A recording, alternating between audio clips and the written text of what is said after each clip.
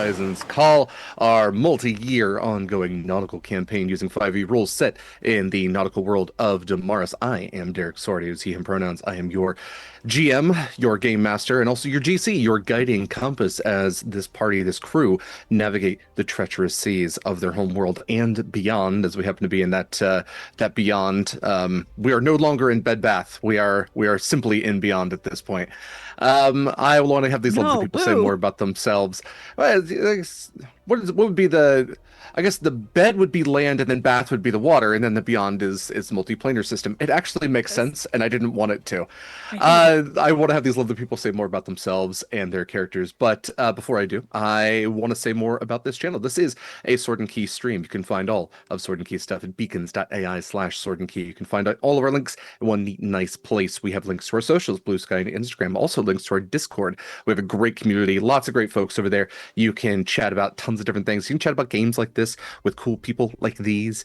You can also see links to well, of course, the Twitch, the YouTube, all that great stuff, but also some of our charitable organizations. This game in particular is in support of Feeding America. It is a very important organization, and as I always say, now more than ever, because I could say that at any time it would be true. But all donations to Feeding America can impact this game with incentives. So if you check out the Tiltify link, you can see how those incentives work. We have advantages, crits, complications, which we call black spots. We now have boons as well, to add a little good to the bad, two sides of that coin. And then if you're feeling particularly generous this holiday season, you can even name a ship. Also on Beacons, you can see some of our discount codes, some of our affiliates. We have some great affiliates like Hit Point Press. You know them. They're a great third-party TTRPG creator. Tons and tons of stuff. Humblewood, Vecna, or Heckna, rather. If I Were a Lich Man. And they felt like the goofy stuff. They have the serious stuff, too. They have the whole Big Bad series, which is really great if you're looking for stat blocks for villains. Some really great music. Regardless of what you're purchasing from them, use our affiliate link when you do so. If you are looking for custom minis, you can look no further than Eldritch Foundry. They make perfect custom minis that you get to customize, which is how I know that they're perfect. So if you are going to be purchasing any of those, use code Sword and Key for 10% off your first purchase. Or if you do any 3D printing, they do offer a special deal if you use our affiliate link. It's a 3-month subscription, $19.99, unlimited STL files. It's a pretty good deal. Also, if you're looking for your perfect dice set, I can objectively say that the most perfect dice out there are made by Long Dog Dice. Jenn, who joins us, is the purveyor of Long Dog Dice. You can see Kaila there showing off the official Horizons Call D6 with the Sword and Key logo on the 6 side. You can order those for yourself or any other of the amazing dice sets there. A little too late in the game to get those in time for Christmas. However, gift card codes are available, and if you're going to be purchasing anything that isn't a gift card, use code Sword and Key for 10% of your first purchase. If you're going to be giving a gift card, just message the person as well. Hey, when you make the purchase, use this code while you're at it, and they'll save a little 10% off that. It's a pretty great deal. All that said, let's have these lovely people say more about themselves. Mayor, if you don't mind starting us out. Hello, I'm Mare and totally forgot about taking my dice out until Derek mentioned long dog dice. I use they, she pronouns, and I play Acacia, who uses she, her pronouns. Your Soul Knife Rogue Star Druid, stuck in a nautical campaign, and is concerned about everything. Concern is appropriate. You're in the Shadowfell. That is, it'd be weird if you weren't concerned. Next up is Eva. Hi, hello, I'm Eva. My pronouns are she, her, and I can never tell if I should order us vis-a-vis the way Derek calls us out, or alphabetically, or It's based off the original it's a stream constant layout. struggle. No, that's valid.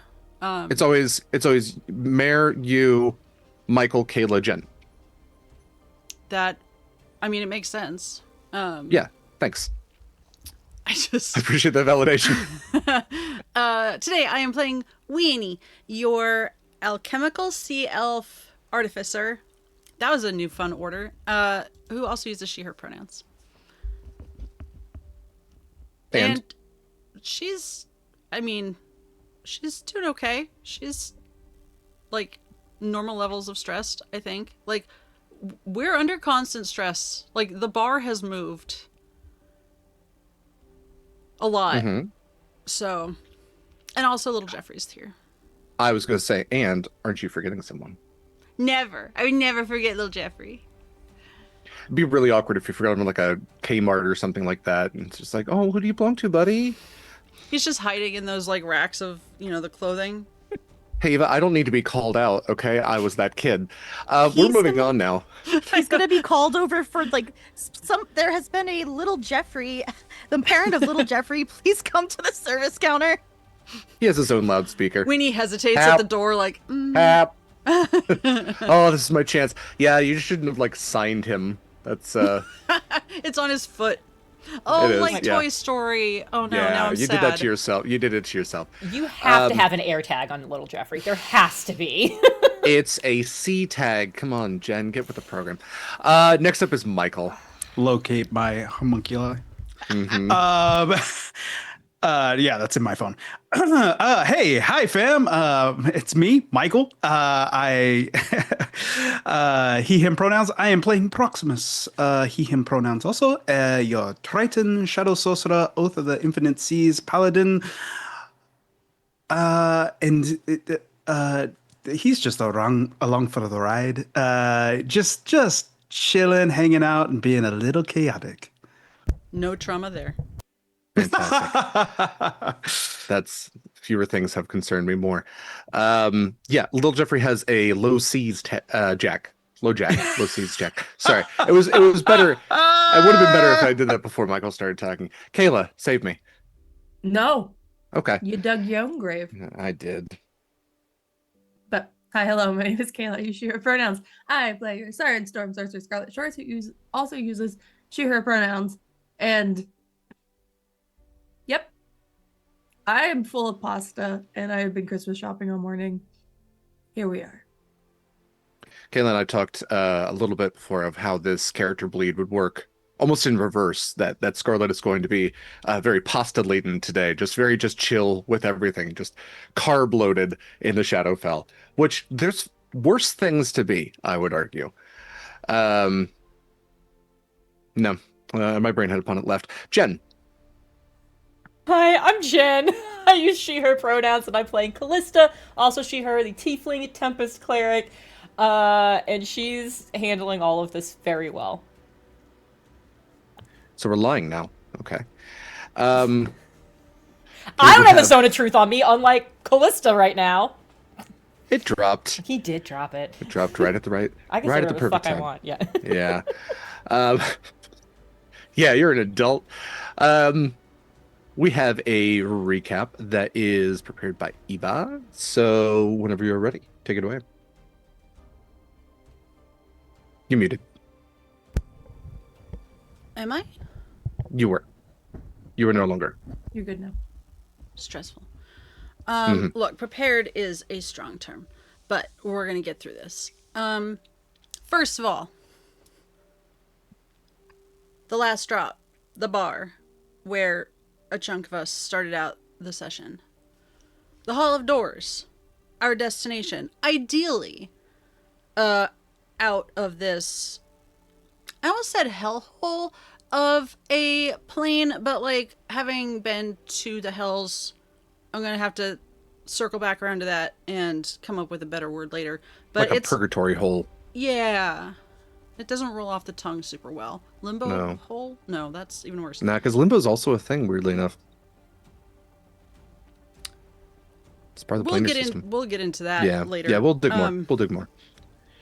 Oh no, Winnie has a question about digging now. Anyway, so Hall of Doors, the only way out for souls and us, and guarded by a giant, massive. I don't think we have the actual proper like D&D scale, because isn't it just like anything colossal plus? Yeah, They so our just game in quit. particular uses so we go beyond Gargantuan to add the colossal, even well there is Titanic as well, but Titanic's not like we couldn't fit that really on a battle map. So I believe is like right on the back edge of colossal. Hefty boy. Pretty hefty. Yeah. Okay.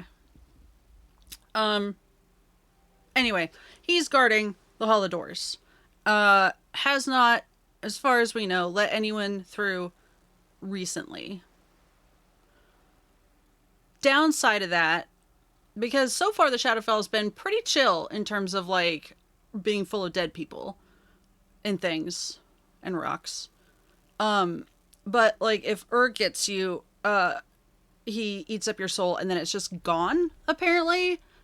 We have not discussed the like digestive system of which now I also have questions about. And actually, this could be a whole rabbit hole about reincarnation, but I don't think that's probably how that works. Acacia would know better than I would. Do giant lamprey sea monster things contribute to reincarnation? Check yes or no. Anyway, the bar. I think it's what Scientology believes. Look. Fuck Scientology. No, and their weird lamprey reincarnation. Remember when he was supposed to be a plant for the Navy? He was like undercover. We don't have the yes, but we Yeah. can't. He wasn't, for the record. Magicians are so funny. So the last drop had Winnie, Kallista, Callisto, Corvus, and Proximus. And not Scarlett immediately, which was probably a good idea, but also kind of a wiener move, if you ask me. But it's fine. She's meeting her, like, father-in-law, adopted. I'm making it sound worse than it is. It's fine. There is a chart that I don't think I posted publicly, but I will, of how many people in this bar have had relationships with each other, or situationships, or the one where, like, you actually hate the other person, but, like, there's that spark. It's not a term Winnie would use, so I'm not going to use it, but everyone knows what I mean. We see some people. Winnie sees Jeffrey Dash. Why does that name sound vaguely familiar?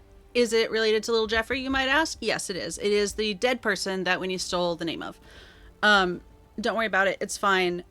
He has forgiven all. It seems like we're best friends, basically.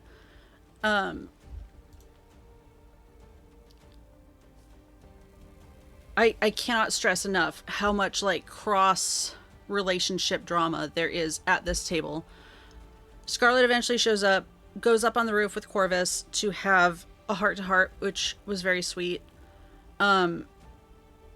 Acacia goes to scout out information and maybe get a souvenir for Panveer. Coward will not get a skull like he asked. It's it's fine. Does find an Eve Walker though. Doesn't take their skull, whatever. And a group of people actually, and gets a lead on a Furbolg monk who might have some info. Who knows? And also that everyone is in the service of the Raven Queen, because of course they are. I'm sorry, Winnie's not actually. It's just me. It's just Eva. I can't help it. Okay.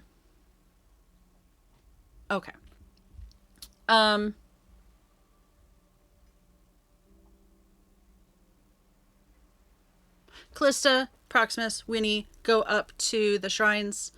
Kallista and Proximus have a really sweet heart-to-heart. Winnie's an asshole. Who saw that coming? The important part is that Kallista meets a former crewmate, I think is the proper term. Party member. Yeah. Companion. Sorry, fellow adventurer. I've said a lot about, like, weird relationship, like, nests. This is, I don't think, part of that. I can add another line, though, if need be. I cannot express how much you don't need a line. I believe it was more of a so, professional relationship. Seemed very professional, but Yeah. and gets a lot of information on some other folk. Regrettably, at least 2 others have passed through the Shadowfell. One is doing not super great, and the other is unknown, headed for the doors. We don't know what happened. It's probably fine, also probably traumatic. There is a moment where Acacia gets a pretty strong, what would we call that? It's not prophetic, but a solid talking to from the Fates. That sounded chastising. It is not. A good moment. A good, like, chat with the Fates, I guess. I guess we can sum up with, hurt people. Thank you for coming to my Jeffrey talk. Okay. Eva, please enjoy that point of inspiration for your Jeff's talk. I always forget to use these, so Oh, no, I did. Thank you. Okay. All right. So as we pick up then, all of you still in Fiddler's Green in the Shadowfell, many of you have made your way to the kind of aggregated temple area, the place where most religious prayer and any, I guess, last second attributions towards any sort of deity are made. You can see that there are temples to gods of fate and luck. There are smaller shrines, again, to some of the other gods that someone might pray to, some sort of last-ditch effort for a quick path out of this, again, Shadowfell hole. Not as good as Hellhole. Shadowfell hole, if you put the emphasis on the fell, maybe. It's not perfect. Everyone's looking for the shortcut. Everyone here. Nobody wants to continue on. If they want to continue on at all, there absolutely are members of the citizenry of Fiddler's Green who worry about what comes next, who worry about the journey, who worry about the journey's end, and what that will bring. There is a lot of lost faith that exists in Fiddler's Green, but where faith does reside is where you now all stand. Most of this area is dedicated to the Raven Queen, the temple walls spreading out like black wings in a almost fully encompassing circle that captures all of the other temples and shrines and stands and small piles of offerings. Everything is fully wrapped about by these winged walls. And now, as the conversation with Torin has ended and his spectral tortle self goes walking off, Kallista, Proximus, not that far away, Acacia, are all left in this greater courtyard. Scarlett, last we left, was sitting atop a roof with Corvus, resolving some of their particular trauma. And Winnie, I believe you were still at the last drop. Is that correct? It is, Mr. Jim. Hold on one moment for me, please. And Yes, I will happy to. make that worth your while.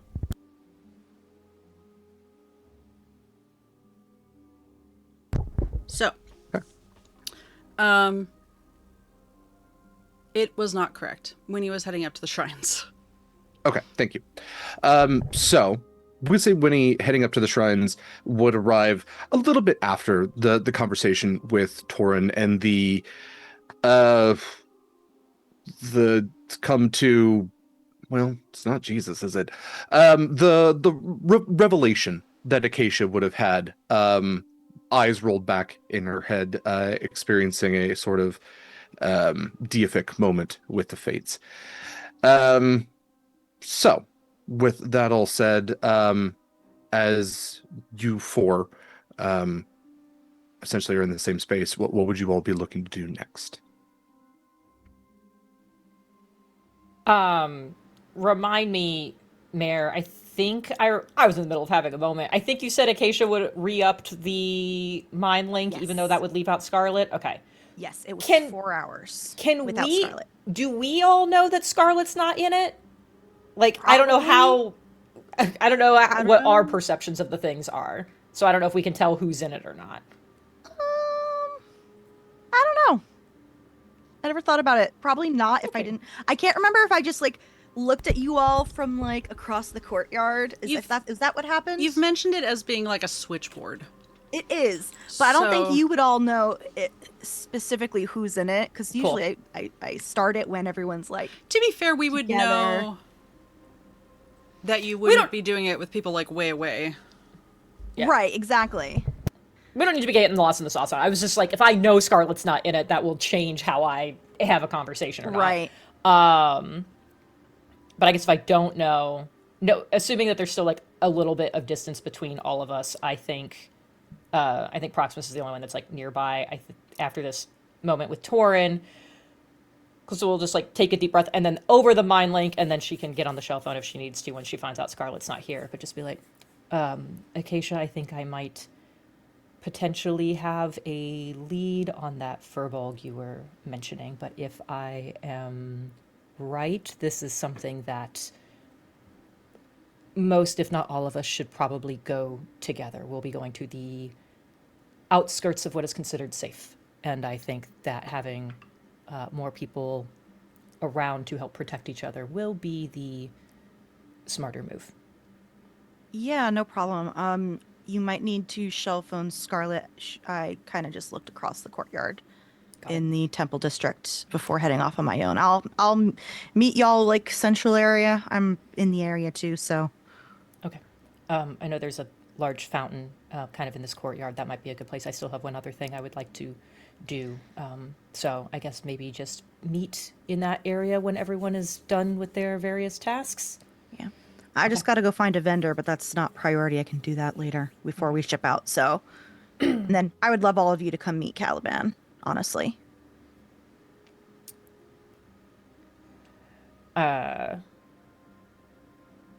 Kallista's gonna look at Proximus and be like, would you mind letting Scarlett know what's going on? I would like a little bit of time for a minute. I can find her. Yes. Okay. Thank you.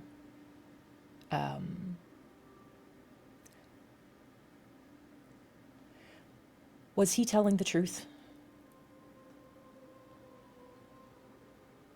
I know you did the Was zone thing. who telling the truth? Torin, I know how that spell works. You only know. There were no lies, as far as I know. You should not have done that. I understand. I offered to leave I know. to give you space, but right now I am.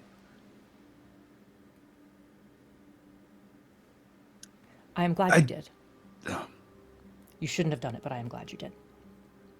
I'm still going to be mad about it. fair enough.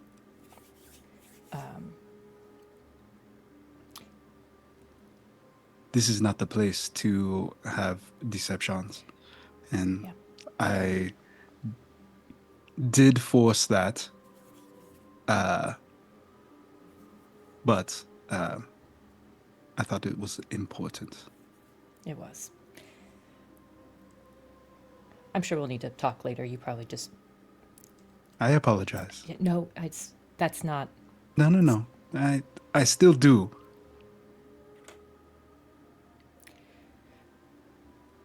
I'm going to go just spend a little bit of time in the temple for a bit. Whenever everyone else is ready, I guess let me know. Done and done. Kalista's just going to go into the Changebringer Temple, she's just going to... I feel like this is going to be the equivalent for her of like kind of the next big step of like how disconnected she was and then getting that feeling back when Proximus did the ceremony before. And this is kind of like the next big step of like there is a warmth on her soul being here that she's not had for a long time, and she just wants to like sit in that and kind of think through Torin, the things that he was saying, and do some just quiet contemplation on her own until everyone's ready to go on an adventure. Sure. Yeah, you enter that temple. It's not massive, but in the sense that Avandra is like a deity that does it encourages, the concept of luck favors the bold, the concept of fate. Avandra's temple here is, I mean, one of the more sizable ones. It is stone. It is built into the walls of, the wing walls of this area.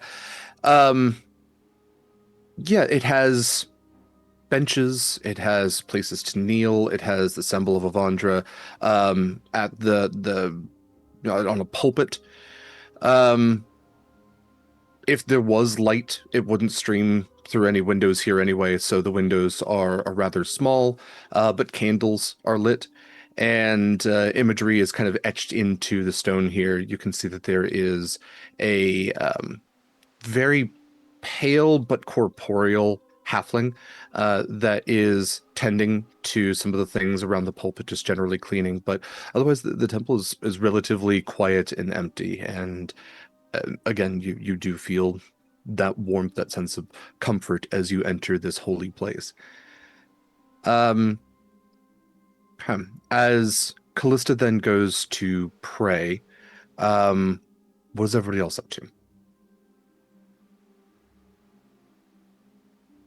Lainey's think just gonna go to the Temple of Handseath and, offer up the beverage that she got from the last drop.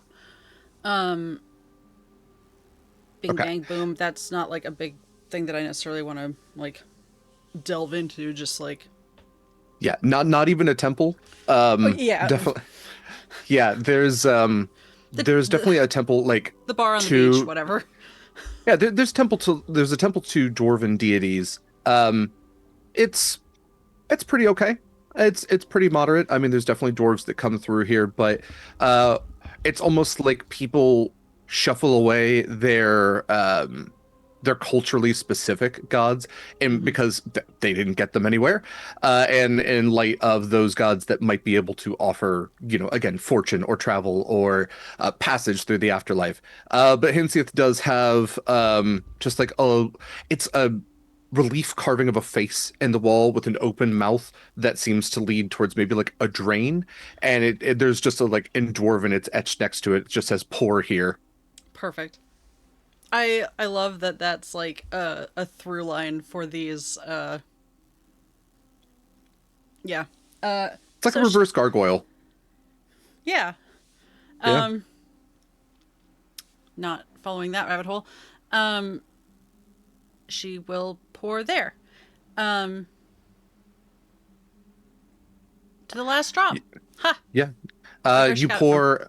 Well, real quick, you do pour, and then from like almost deep within the wall itself, you hear a, "Thank you."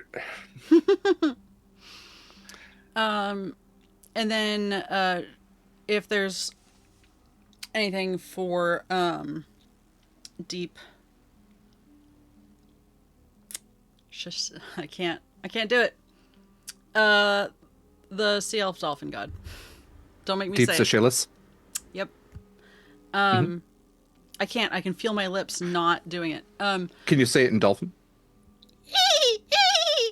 The mic did not like that. It did not want to pick that up even a little bit. Nope. I respect the intent. Yeah.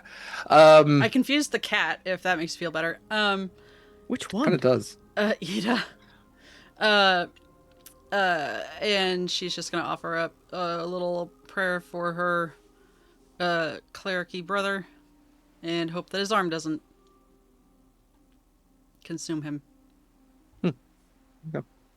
Yeah, again, even here, like Deep Seychelles is much more of a water elemental god.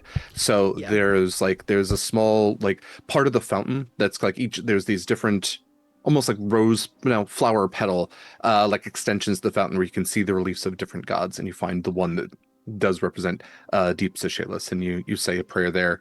Why don't you roll me a religion check?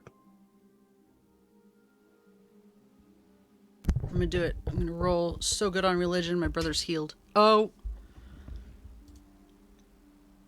Okay. So, about that. Mm-hmm. You know what? You know what? This is important spiritually. So I'm going to re-roll that nat 1 Okay. because I don't want to make things worse when they're already really bad. Okay. That's a 16 on the die. I feel better. 16, 11, 27. Okay. Yeah, I mean, we can just say with a 27, you feel like your prayer is not unheard. Probably gets filed away. I don't Along need it with to all do anything good. I just need it to not make Winnie to feel not bad. be a 1. Yeah. Yeah. Okay. All right. Mary, I think you had something. Yeah. Before I get into what I was actually gonna do, it just occurred to me: has the for your brother Winnie, has anyone ever talked about the to fix the problem? Anyone ever actually discussed the possibility of literally dearming him? I don't know. Also, I'm going to put this in right now because we had discussed it and I can't remember if we like specified it on stream. Way back in Lorefall, when all those people were coming through and everything that Rollin was sending through got to us, I did give Kallista those books that Rollin sent that were requested. Yes. So just check that box. Yes. I know Because if the curse can be removed, a little Greater Restoration didn't work. I know, like, he's had, like, the greatest minds, like, working on it is my... So I would... Derek... will an amputation work? Would it? This is gonna be like, did you turn it off and back on again? I'm gonna be so mad if this is the actual solution. If anything, I'm at least throwing it out there for just like, did anyone actually suggest this? I felt like it was too bound into his, like... I would accept a medicine check DC 30 at disadvantage to figure out a yes or no on this one. What if instead, when he just calls up Rollin using scenting and asks him, We don't need to do this Siren! now. This I was can just go straight to Siren. This was a mayor question just because it popped into my head. So, My medicine's +2. yeah. Winnie So has... anyway, back what I was going to say. Derek, for now I'm going to head towards the fountain in the area, since it sounds like we're all going to meet up and head directly to this Furbolg that Kallista mentioned. However, I will be keeping an eye out for any potential Shatterkai vendors. I don't know if they're in this area or not, but just to make note of later. I just want to do that before we leave port. I need to buy a knife. Yeah. Yeah, so just keep okay. an eye out. But otherwise, I'm going to wait for everybody else to get there and, Cool. people watch. All right. Proximus, anything that you're doing, or are you waiting by the fountain as well? Yeah, I you had said that there was like a ledge around the fountain, right? Mm-hmm. Yeah. Like, I'm just gonna sit on the fountain, crisscross applesauce, and just kind of people watch also, and just kind of wait, hang out. Hey, Proximus. Hey, what's up? Okay. Before we Hello. determine your group, Scarlett, let's cut back to you. Sitting on the roof with Corvus, the roof of the last drop, you shared some heavy words, the two of you. What does it look like as your conversation is? I mean, I don't know. I don't know what your conversations look like. Does a conversation like that resolve itself naturally, or is there always going to be too much left unsaid? I guess I ask you that. What does this kind of look like? I feel like it's a cop out to say both. Yeah. But again, it's both. They do resolve, but there is still so much that there's just not time for. And there was never time for. It's like the known but unsaid.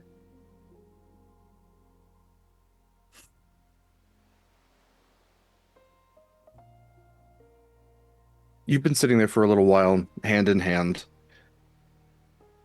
and the words of comfort and loss just eventually they exhaust themselves. They run out. What is there that can actually be said when so much more is felt that can't be put into words? It's almost like you're looking for a language that hasn't been created yet, that probably could never be created because it's not one that could be verbalized. And his spectral hand, cold, partially passing through yours, hard to maintain a physical semblance to it, but still he grips tightly in the hopes that you will feel the intensity of his emotion, his loss, his regret, his hope for you, for what comes next. He just turns his head and he looks back out towards the black obsidian ocean.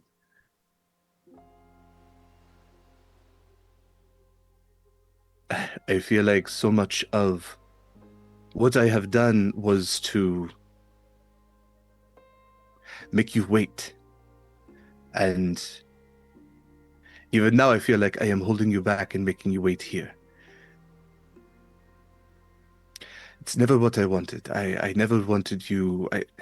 I never wanted to be an anchor to you, Scarlett. I always wanted you to keep living. Not for me, but for yourself, for all that you could do.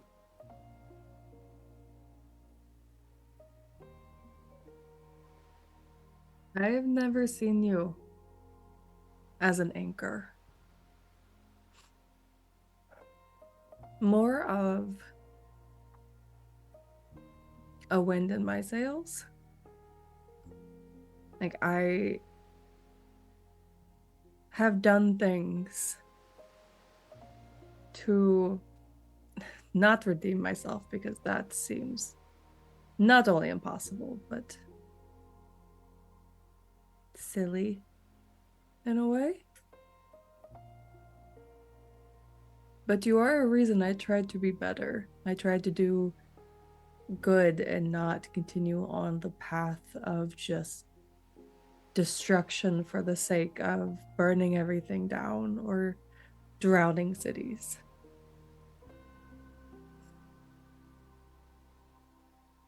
I wanted to put the good that I had found in you back into the world.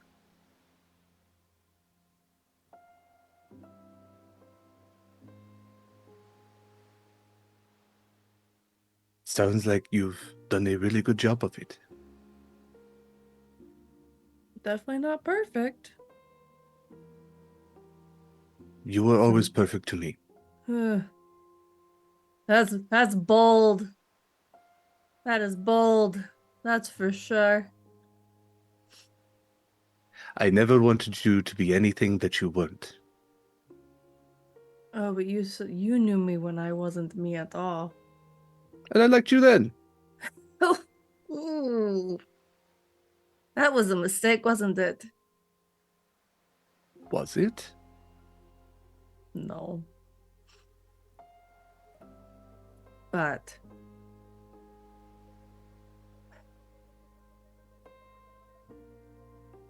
I don't claim to be perfect now.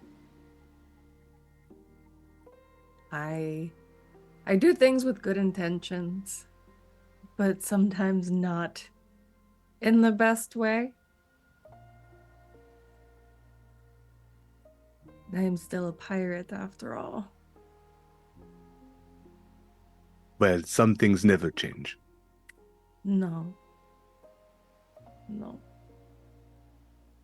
You helped me to question the way that things were and the way that things are. And that is a gift I have never given up.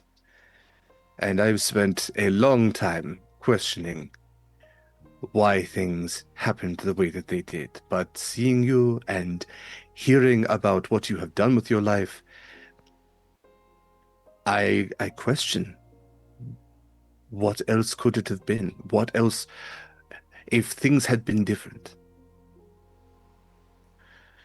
But everything leads back to you being better, doing important things. And if this is the path that our time gave to us, then I wouldn't change a single step of it. And we can think about the what ifs over and over again, but what happened is what happened. Yes. I don't have the power to change that. Nor would I ask you to.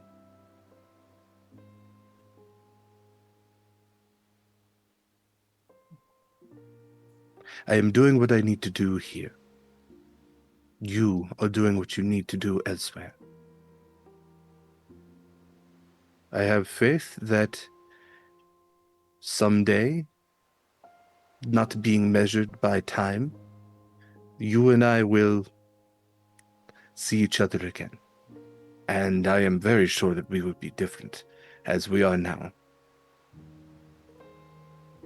But that will only make things better.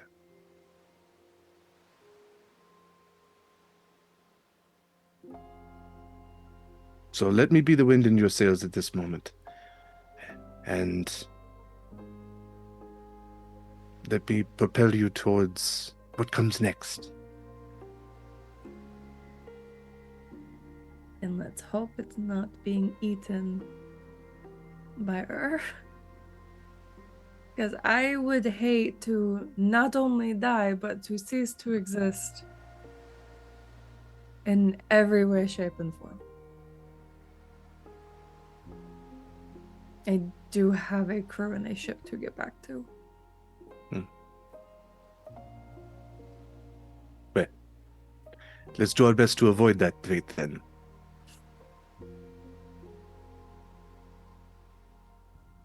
I do need you to talk to Proximus about the Nalos, though. Yes. It is on my list.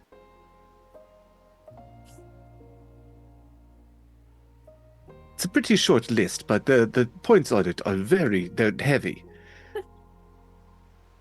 I guess that's what happens when you get murdered, huh? Didn't think I would have so much work to do after that. Glad to see the work ethic didn't die with you.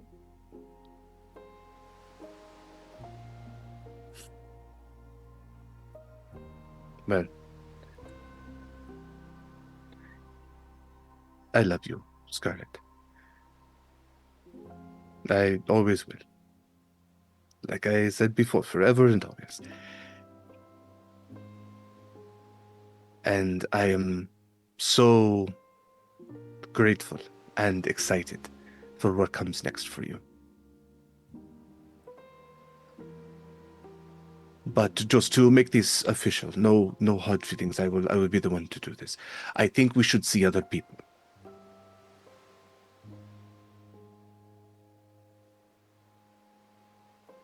You know, I think I can agree with that.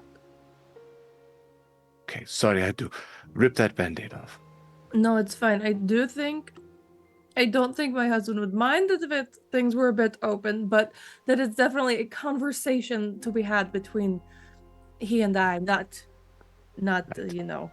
Right, extra steps too. After. This would be pretty long distance, and it's a conversation that I hope we will have many, many, many, many, many years from now. We will cross that bridge when we get there, maybe. Mhm. Who knows? This is not a no to the offer. We're just going to table that for later.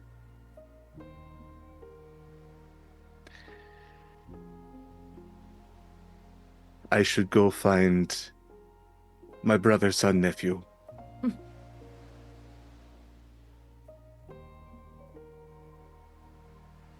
Are you talking about Proximus? Yes. Okay. That is what Kallista keeps calling him, and Oh, she's not completely see, wrong. You see, that is also complicated. You should ask her about all of that. Maybe don't ask Proximus. We've had a conversation. Oh, okay. Yes. So, I'm so glad She So- mostly just slapped me, said, I have a type, and then we left it at that. You know, if that works for her. Hmm. Okay. Okay. Let's get off the roof. And we can go find your brother's son, nephew. Yes, I will not call him that to his face, just to be fair. Please call him. Please tell him that to his face. Okay. It's been a very long time since we've had anything shock Proximus. He's been very good about acclimating to the surface. All right. You and Corvus will find a ladder and or dimension door I'm your way not doing using another spell slot. Yeah, I wasn't Get gonna down charge to you a this spell up. slot or anything. Yeah, no, you can jump for all I care. It's not gonna hurt him any. Yeah. It's a one-story building. No, it's 2 stories. Never mind. There's a balcony. Okay. So with all of you then congregating at the fountain of the temple area, unless Scarlett, you had anywhere else you wanted to go before then. Cool. Okay. Then yes, with all of you congregating, what is the next step for y'all?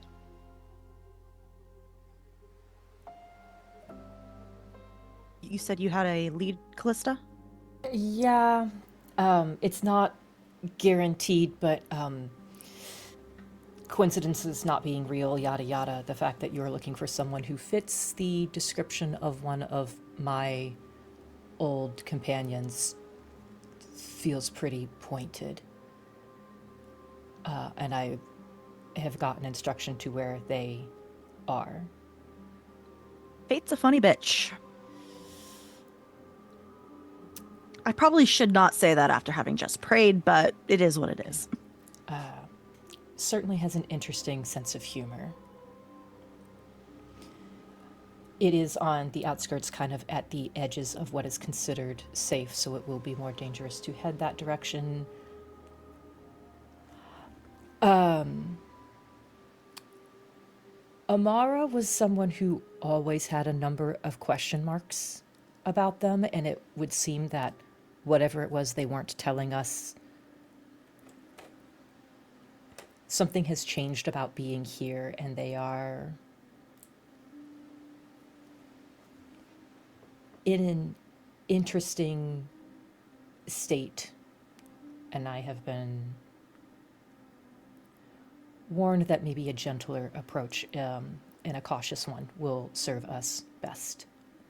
I'm sorry, you mentioned she had a lot of questions about what? Just, they were hiding something, and it was very clear whatever it was they did not want to talk much about, and it reached a point where we all decided it wasn't our business to pry, because it did not seem to be posing any kind of danger to them or to us. So we dropped it. It was always kind of a curiosity beyond that, and whatever it was, something has changed about them being here. So Above table, Jen, they, them pronouns for Amara? yes. All right, thank you. So Amara is also one of the few individuals that if it came down to a fight, they were one of the few people I was ever afraid of. So Are they a druid? well, that's the weird thing, is you said you got a thing, information about it being a druid and or monk. The monk thing would be kind of a new description, and I have some interesting thoughts about that, whether that was just an odd perception by your drunk friend, or if that is an accurate description. They were druidic to my knowledge in life. Do you know where their talents lied in terms of druidic magic?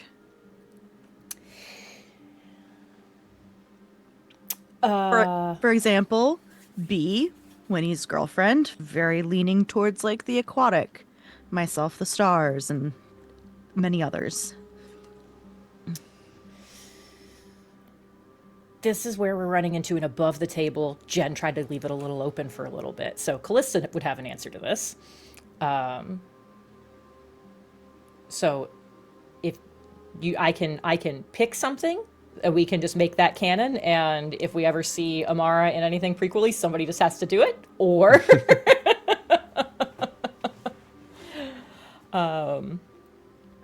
or we can just go with it's currently still amorphous. I leave this You are as welcome to pick something if you would like. God, this is where we show how much Or I'm happy to pick something this if is where you we would show how like. much I don't know about the druid subclasses. Or you just don't know. I mean, Kallista would have known. We were all BFBs? BFFs? we had been all together for a number of years. It'd be weird if Kallista did not know what their what their special subclass talents were. Thank you. What their specialty was going to be. I almost phrased it completely differently, and then we were going to get sidetracked again by that being something Yeah, we would never. terrible. We could also just retcon my question if it's simpler. It might be simpler. And we Yeah. can come up with it later. Yeah. Retcon. I don't think it is relevant to what is going on here right now, unless Derek's about to absolutely The fuck me. reason why I asked was because of what was said before with and them coming from beyond due to past stuffs, but I can ask Amara themselves. Yeah, I think it's one of those things that, like, here's if that's the intent of the question, I think the kind of the general response from Kallista is going to be like, look, the fact that you have said that there's a connection with that makes that is alarm bells. Yeah, there were some alarm bells where Kallista's like, this is a new filter on information I thought I had. And I think you can kind of get that, where it's like, was there anything about what she saw from Amara's magic that would have been like, oh, obviously tied to some, like, malevolent, aberrant force that is going to be terrorizing the Shadowfell. But, like, also maybe, like, not the weirdest suggestion. Because... Non-denominational druid. There we go. I might even suggest Circle of Warden might make a lot of sense for that, but that is something we can. There's some extra ones I hadn't looked at for a while. So Circle of Dragons is also a thing now. That would not. Yeah, I wouldn't have. I'm not sure that would fit so much. But Warden feels pretty good. Marcus is going back to school. There we go. Druid school. No, he's dropping out of school. That's what druids do. There we go. Jesus. Yeah, reading Circle of Warden, just vibes. Yes, I like that. I feel like that feels very good for the relationship that Kallista and Amara would have had. Cool. That one. All right. So heading north of the city then, well, again, no real cardinal directions, but you're heading up is essentially what you were told. Up this this kind of mountainous, almost hilly island, away from the water.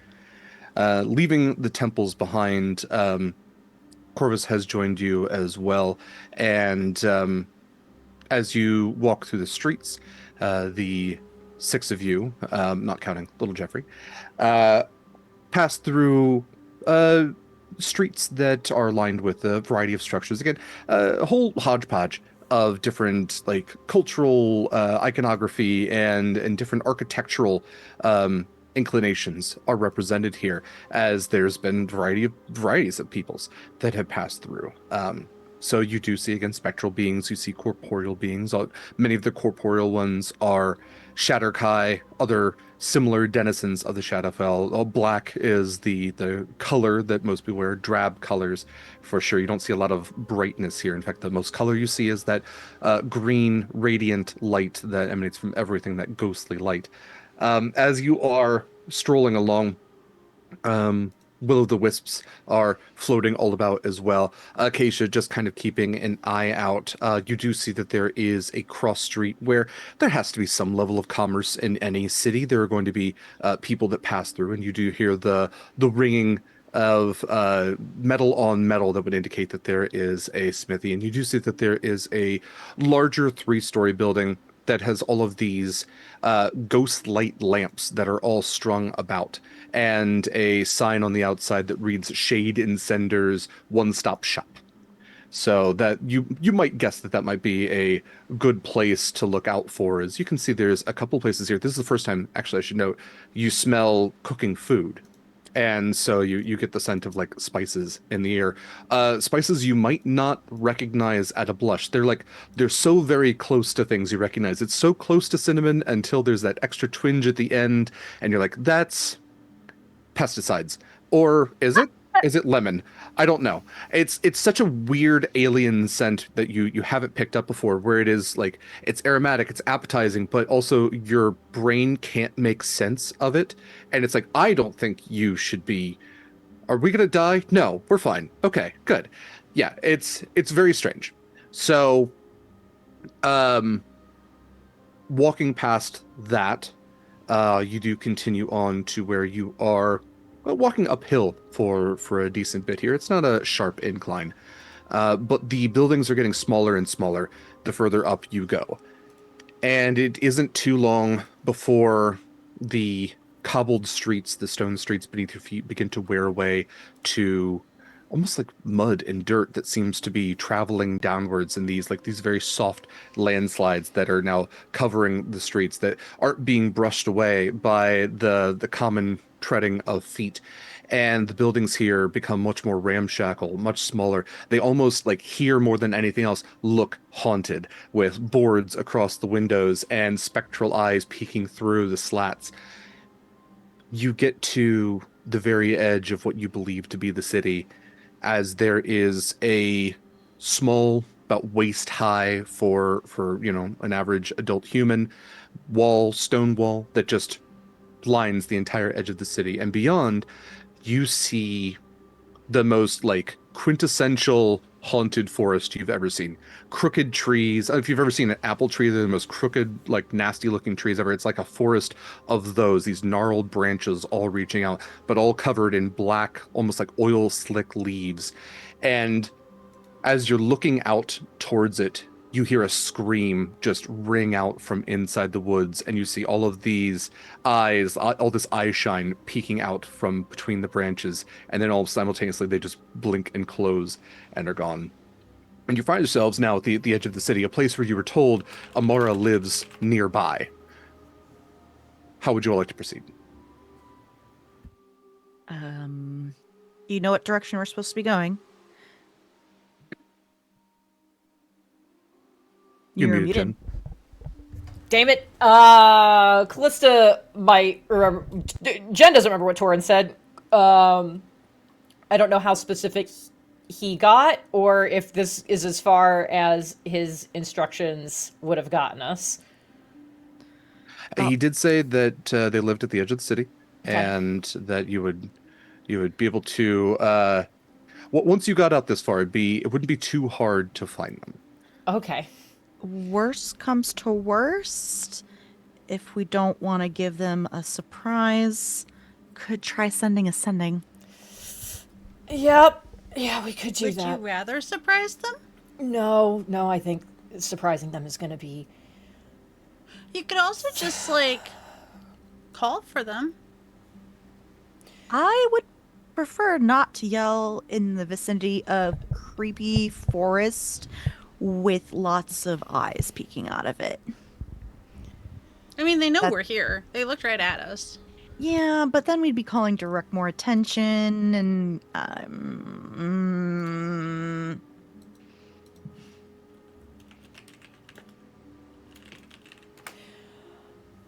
did they say they were inside or outside of the perimeter? Knowing Amara, probably just outside, close enough to be able to duck in if needed, but they're probably not quite in the perimeter.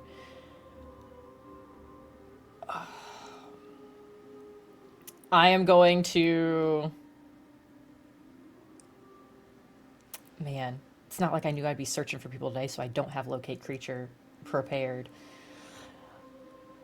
I am going to... I'm just scrolling through all my stuff. I will get up to the perimeter. And I'd like to take a solid look around, especially knowing that there were like a bunch of eyes just looked at us and in theory all blinked away. Mm-hmm. Did they all actually blink away, or is someone still looking? Okay. So you'd like to determine that? Yeah. Okay. This sounds like a perception check. Since you're getting up to the wall, you're looking around to your friend, you're also trying to determine if you're being watched. That is an 18. I'm gonna actually still use my inspiration from doing recap last time to try to roll that again, because that was terrible. That got worse! Alright, 18 it is then. Fine. Okay. You Oh, if walk you up. look really stressed, I can help you with that. Oh, yeah, I mean, Kallista definitely is in a permanent If state you of stress want a right now. +5, we need Okay. to help you look. Great. And give you a little 23 then. flash of genius. Perfect. Thank you. Okay. So 23 then. You look out, and the forest is so quiet. It's also just like it's expansive. Like it was kind of described to you that like things really don't go beyond the city walls. That like the Fiddler's Green itself is safe. Beyond it, though, that is free game, open season for who knows what. And you can see that there are will-o'-the-wisps that are kind of floating about. Some of them are floating like so close to the wall here, and the ones that are closest to the wall you can see are almost like a firefly. They're blinking, and no check needed. You've heard enough about this at this point. You can tell that these are the ones that are losing their ability to maintain. This is, you are looking at the death of a soul.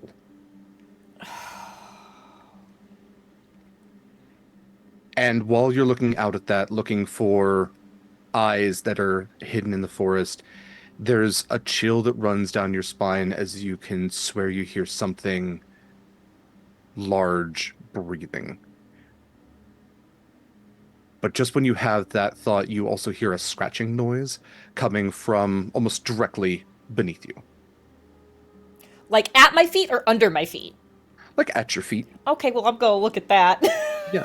You look just beyond the wall and you see a Firbolg that is sitting like legs splayed and like leaning forward with a sharp stone spectral Firbolg, but not fully spectral. This isn't a ghost. There's something strange going on here, but familiar Firbolg all the same, as they have leaned forward, almost what looks like a piece of flint, and they're etching into the stone wall, that like 3.5 foot tall stone wall, and they're just kind of muttering to themselves. They're going, "Not again. It's not going to happen again. I'm not going to do it. It's not going to happen. I'm not going to let it happen again. No, no, no."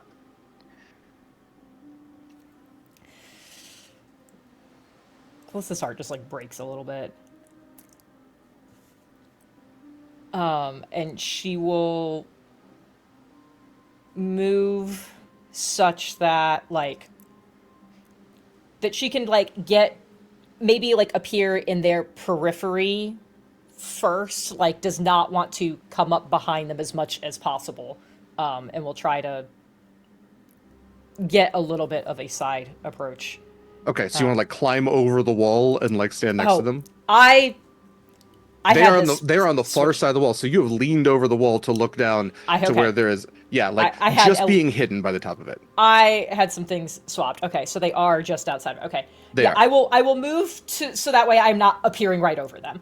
So Okay. I will move to like the side of it to kind of lean over a little bit. Amara? These eyes, wild, shoot up to look at you, and as they do, a wooden staff also shoots up and plants right between your eyes and your forehead. It doesn't make like sharp impact, Yeah. but just like looks at you just wild, like a spooked animal. Yeah. You're a familiar face. Yeah.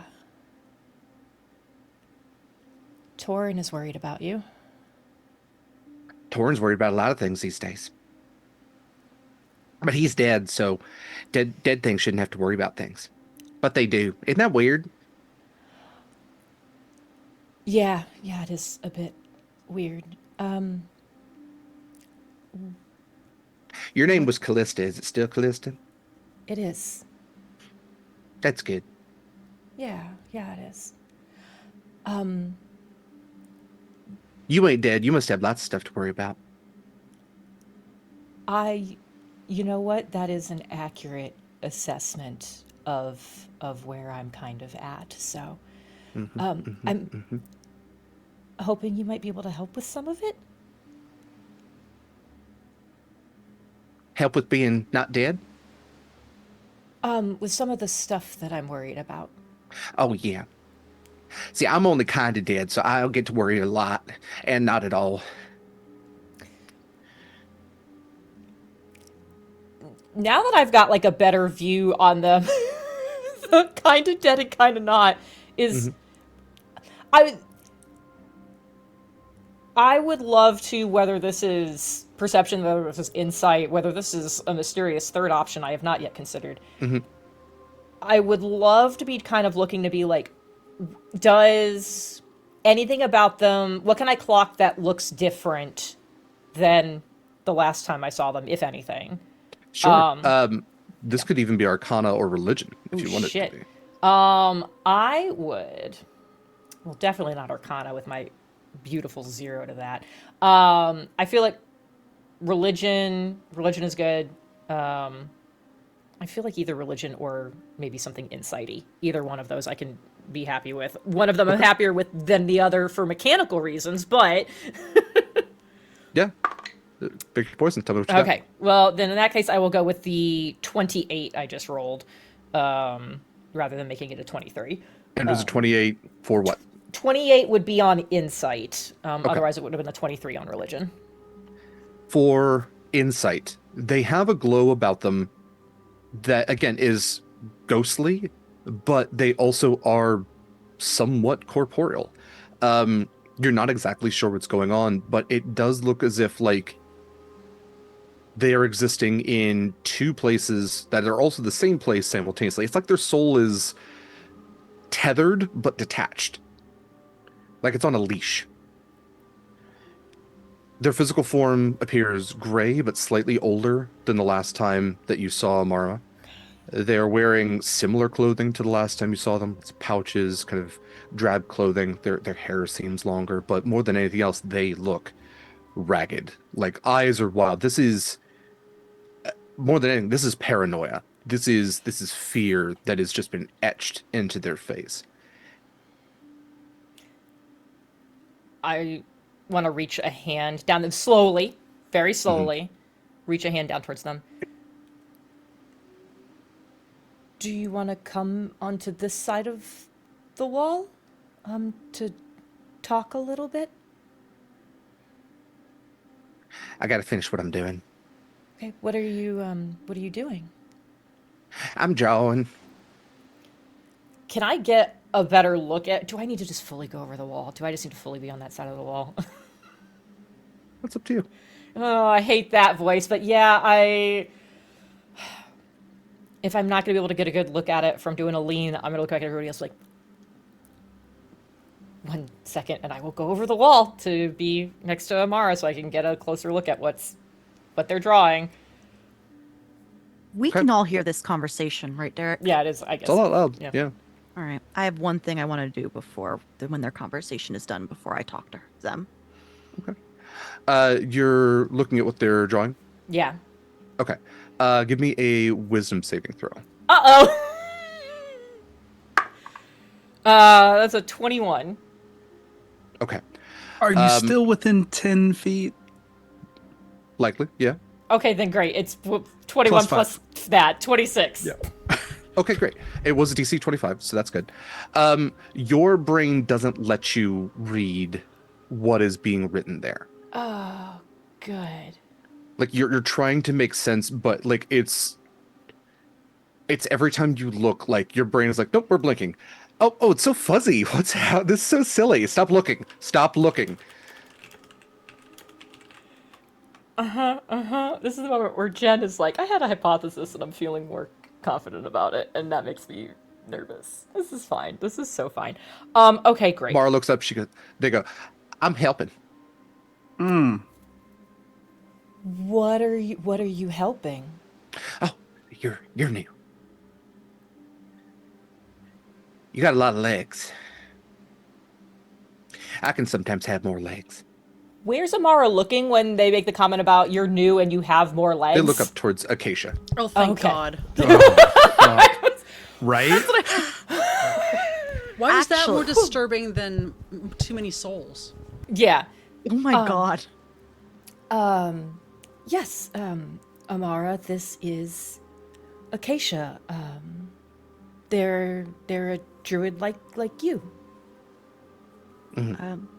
Derek, before I continue, before I jump into this conversation, while Kallista is like talking to Amara and everything, I actually want to do something super quick.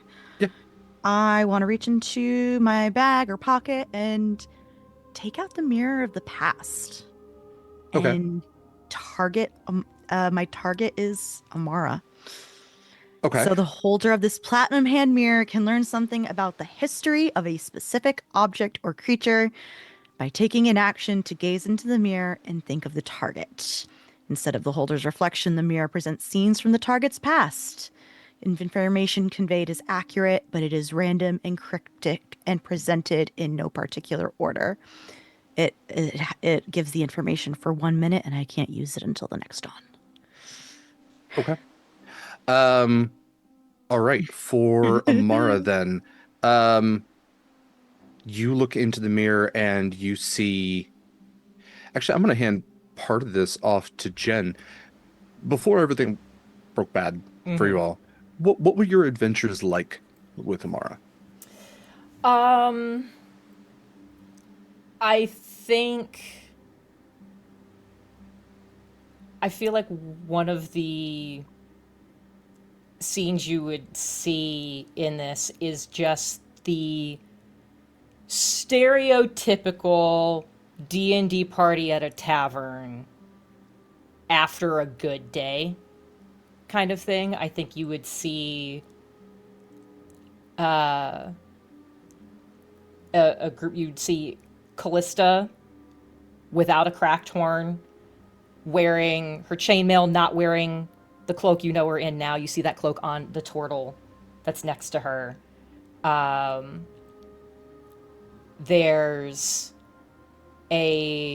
You see Amara there, and everyone's like, we've got drinks, and everyone's like smiling, having a good time. There's a human man with kind of like dirty blonde, like a little bit longer, but like very nicely kept kind of hair. It's like very Flynn Rider. Is like telling some kind of story and is being very animated about it.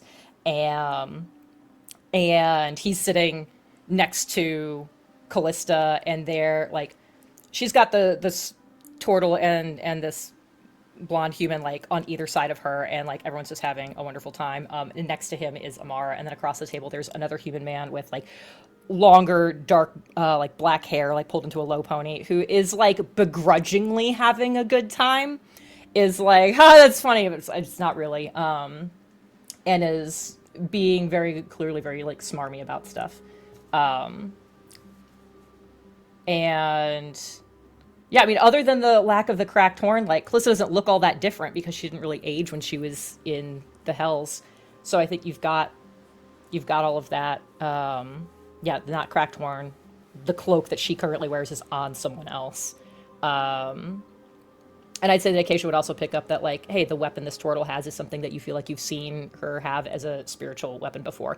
And the staff that Amara currently has pressed to Kallista's forehead, you've seen summoned as a spiritual weapon before. And I think, yeah, you would just see little glimpses of, like, they definitely did a lot more, like, land-based stuff. Every once in a while, like, you would see them, like, dip into the water. But you get glimpses of them at campsites and things like that. You get glimpses of them at a small shrine for Avandra, for the Changebringer. You see them fighting various monsters. You see, yeah, I think you just get those little blips and flashes. It's just like your stereotypical non-seafaring adventuring party. Mm-hmm. That all has a sharp cut in the mirror, as almost like it's like in like intense battle scenes where a director will have like and dirt splash onto the screen, or onto the camera lens as you're witnessing a devastating battle. There's tentacles flailing about. There's like you almost feel like there's the captions of like creatures screeching at the bottom.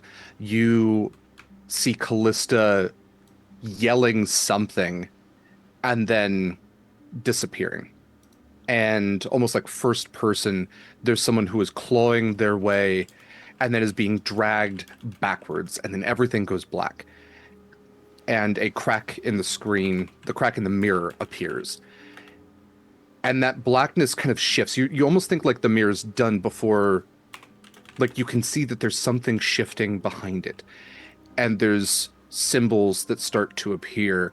And there's symbols that Acacia has seen before.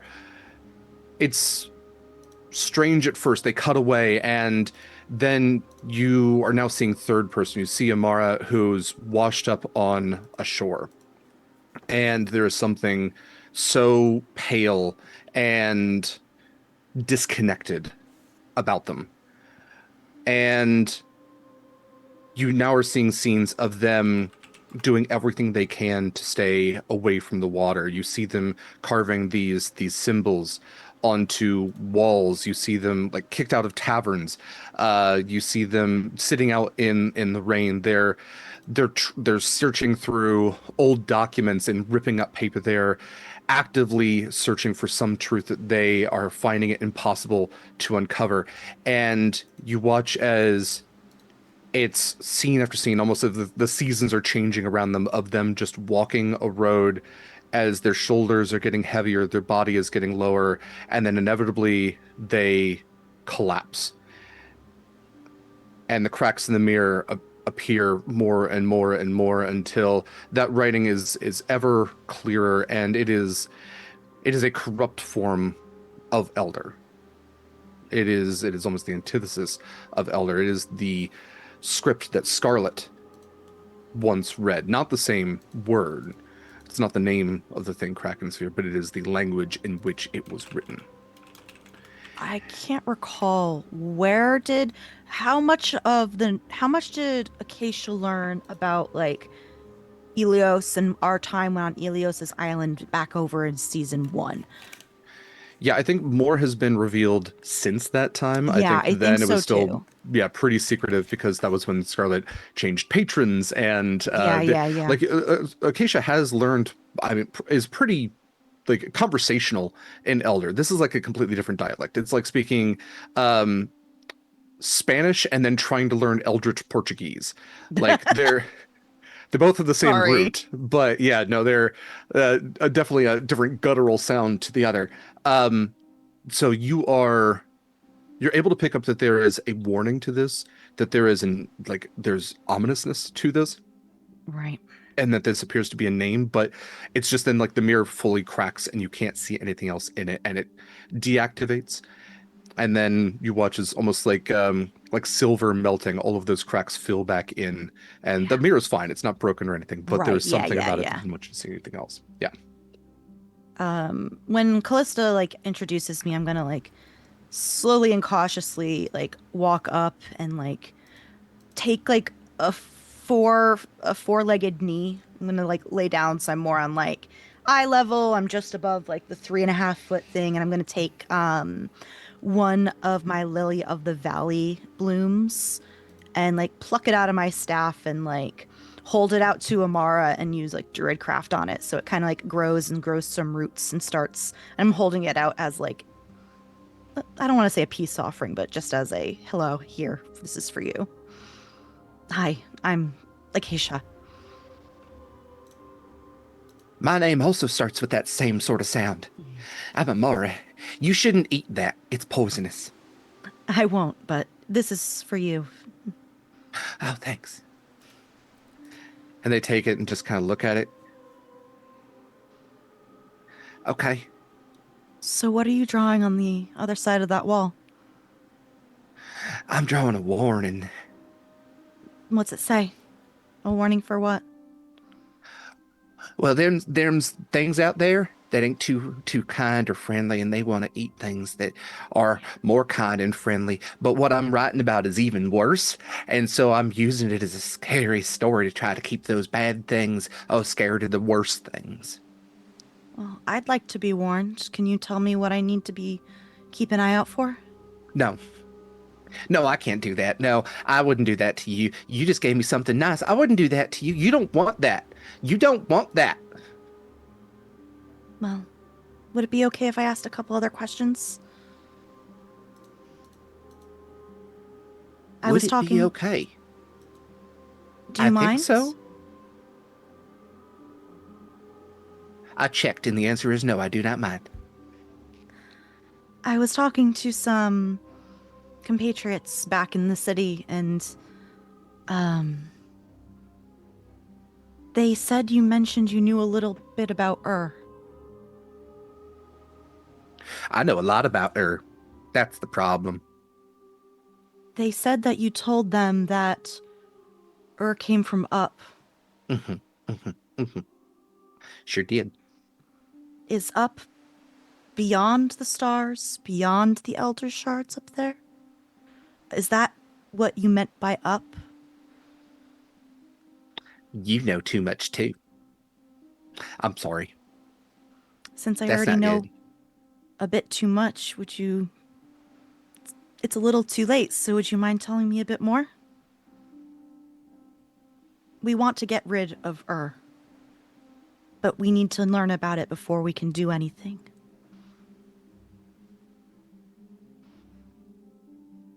You're funny. You know about her, but you ain't scared of her. That's weird. No offense. I'm very weird. I am a weird person in a weird group on a weird ship, so I know. How you going on a ship if you know about her?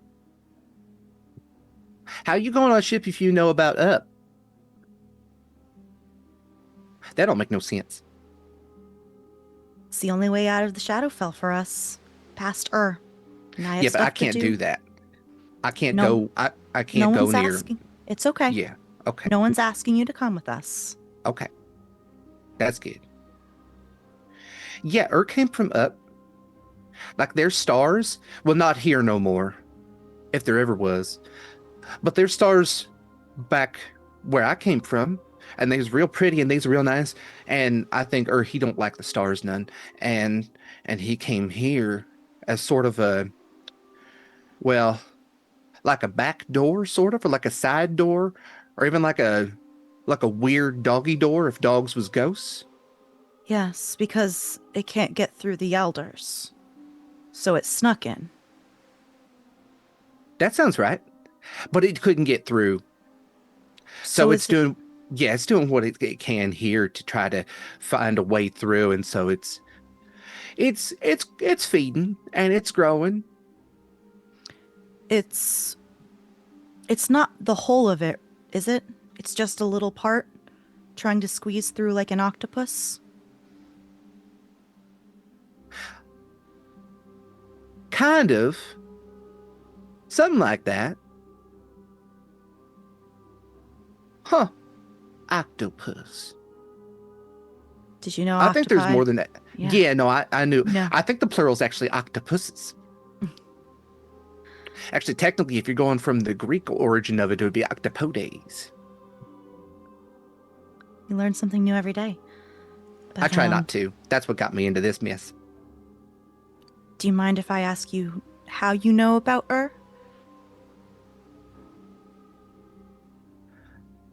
Somebody showed me something I didn't want to see.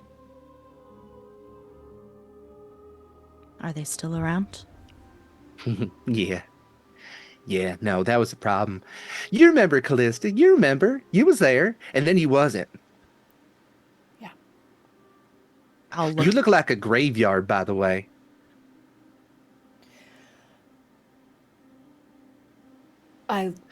That cloak and that armor and that ring and carrying around hymns like you are. Yeah. He's looked better. He has. He certainly has. He's looked mad. better. I'm sure he is. I'm trying to fix it. As much as I can. Yeah.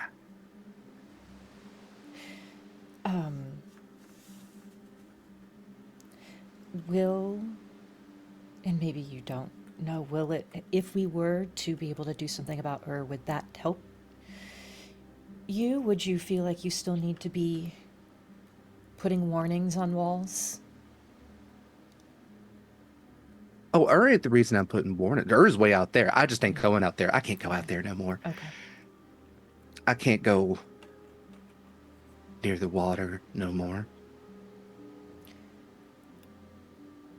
No, this is for them things. And they point back, and you see the eyes open up. You shouldn't be on this side of the wall. Kallista, maybe you should come back. Just like a little step. Little hop and a step.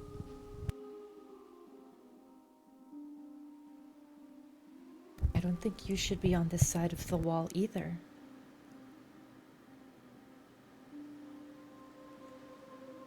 You just shrug. Yeah. Kallista does not know about Sky Daddy or Worm Daddy. Kallista doesn't know any of that shit. Mm-hmm. So Scary Sky Daddy. Yeah. Terrifying. Yeah. So I think Kallista Would at you this like point to? is like Now is not the time. like there is No, not now. clearly some kind of recognition from Acacia, and so knowing that the rest, like everyone else, can hear all of this conversation, I think she's looking up over the edge of the wall at Winnie and Proximus at Scarlett, and just kind of like, you see that look on her face is like, does anybody know anything? Like, I am at a loss here. They probably. You don't look surprised, do you, about the mention of Sky Daddy? Question mark? Did anyone say Sky Daddy?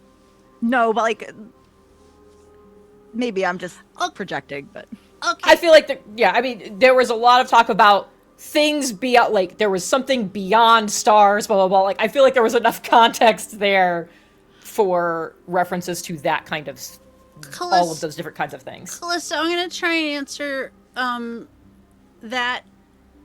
I need you to know I'm not ignoring that question, but to answer it, I'm going to ask Scarlett a different question. Scarlett, having a little more, dare I say, intimate knowledge of similar legend adjacent creatures, what are you thinking about this? I'm thinking I don't like it. Oh, well, even, yeah, I mean, little Jeffrey knows that, but like... Can I look at the drawings? Yeah. Oh, yeah, more people over the wall. Sure. Just- I'm going to preemptively flash of genius, Scarlett. I have Dimension Door and can get us both out.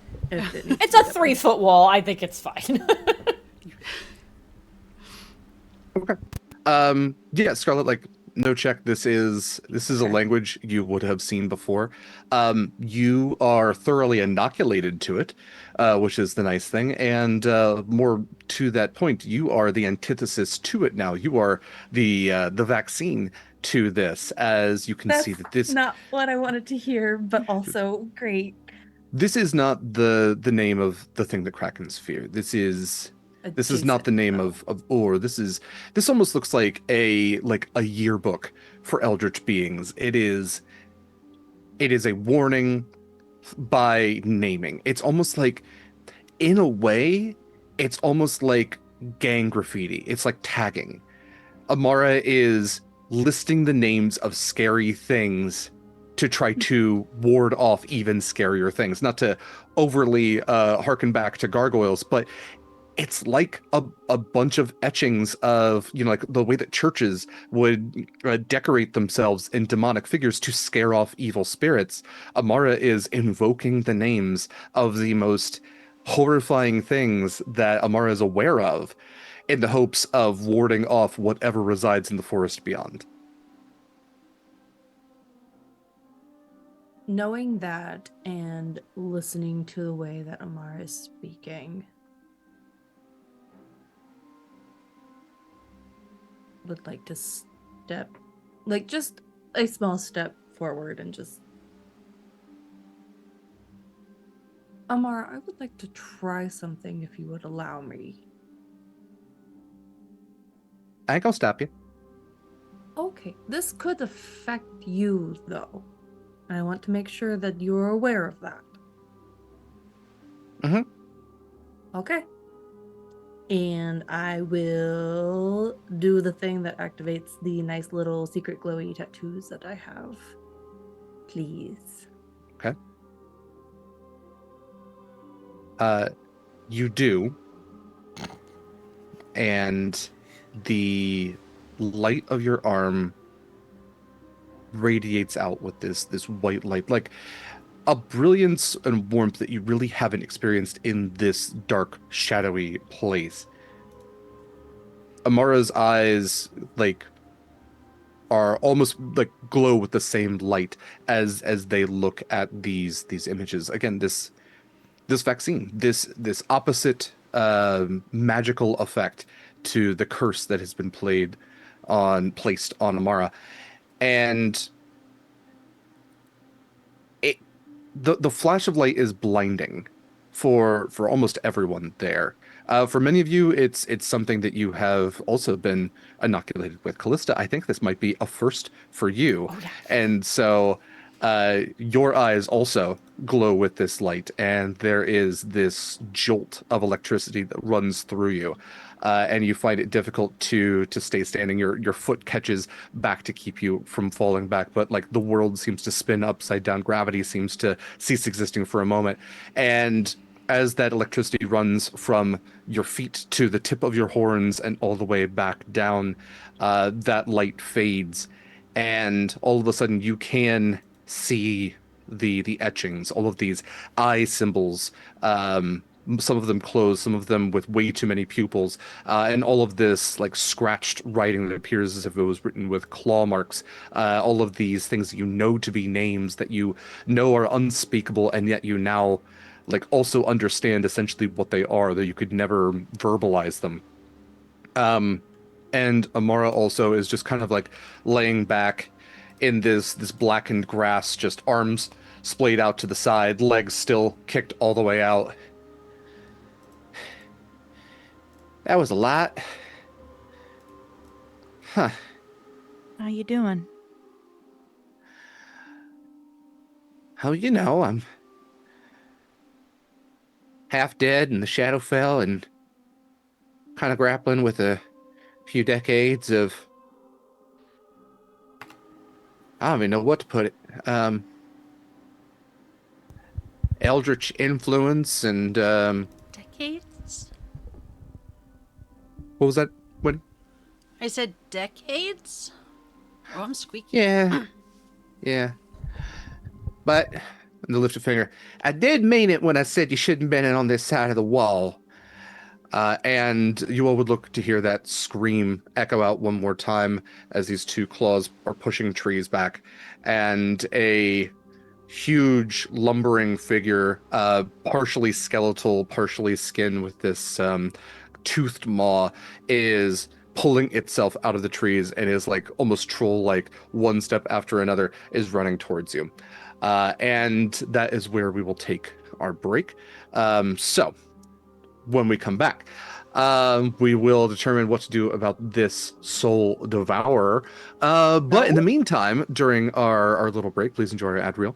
Please use any of our wonderful discount codes. Please consider donating to Feeding America, a wonderful cause, an important cause, which you can donate to and impact this game with incentives. Stick around. We will be right back. Pet your pets, do the things, all that stuff. Bye. Fast and welcome back, everybody. Welcome back to Horizons Call. Let's jump back into things. Mara lies on the rotted grass, seemingly mostly immobile. It's essentially like they've just had a really rough disease, got the vaccine for it, and now their body is trying to recover. Kallista, not really infected in the first place, has been inoculated. Maybe slightly under weather, but not mechanically so. The rest of you used to this stuff, which is pretty great. As from out of the nearby cursed haunted woods is now springing towards you all a I think I said huge before. This is category large, so this is a again almost like a zombie troll, but much more like emaciated, or maybe more ogre-like than troll.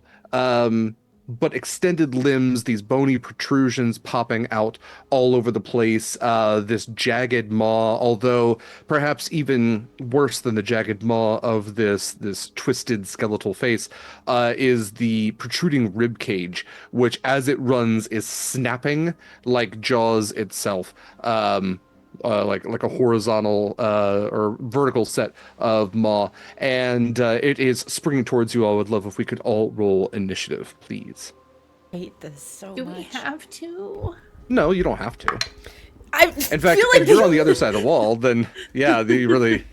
Can I get back on the other side of the wall? If you roll for initiative, As we're Jesus. rolling, Winnie's just gonna, in a panicked way, tell Kallista, well, it looks like we might be going up against something that, is maybe related to Scarlett's old patron, later. But don't worry about it. We'll talk about it later. We will talk about it later. I feel like don't worry about it. Not entirely accurate. We we've have got bigger something else problems. to worry. Well, no, it's kind of smaller. It's just more immediate.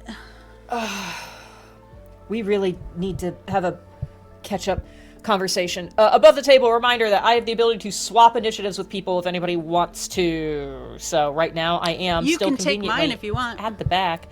I don't know if you ever want to go for it. You can always take mine if I'm above you. I'm usually pretty down with staying at the back. I am worried about Amara, and so I would want to swap so I could try to get in a position to protect them if you're good with it. Yep. Go ahead. Cool. Go ahead of me. Because Winnie and I rolled the same. Okay. okay. So I'm sorry. Winnie's going first, or So Winnie now has a 10 for initiative, and I now have a 16. okay. So it's okay. I got you. So then we've got Acacia, Kallista, yeah, Scarlett, Acacia, Kallista, Proximus, Winnie. Scarlett, and then Proximus got a 15, and then Winnie. Okay.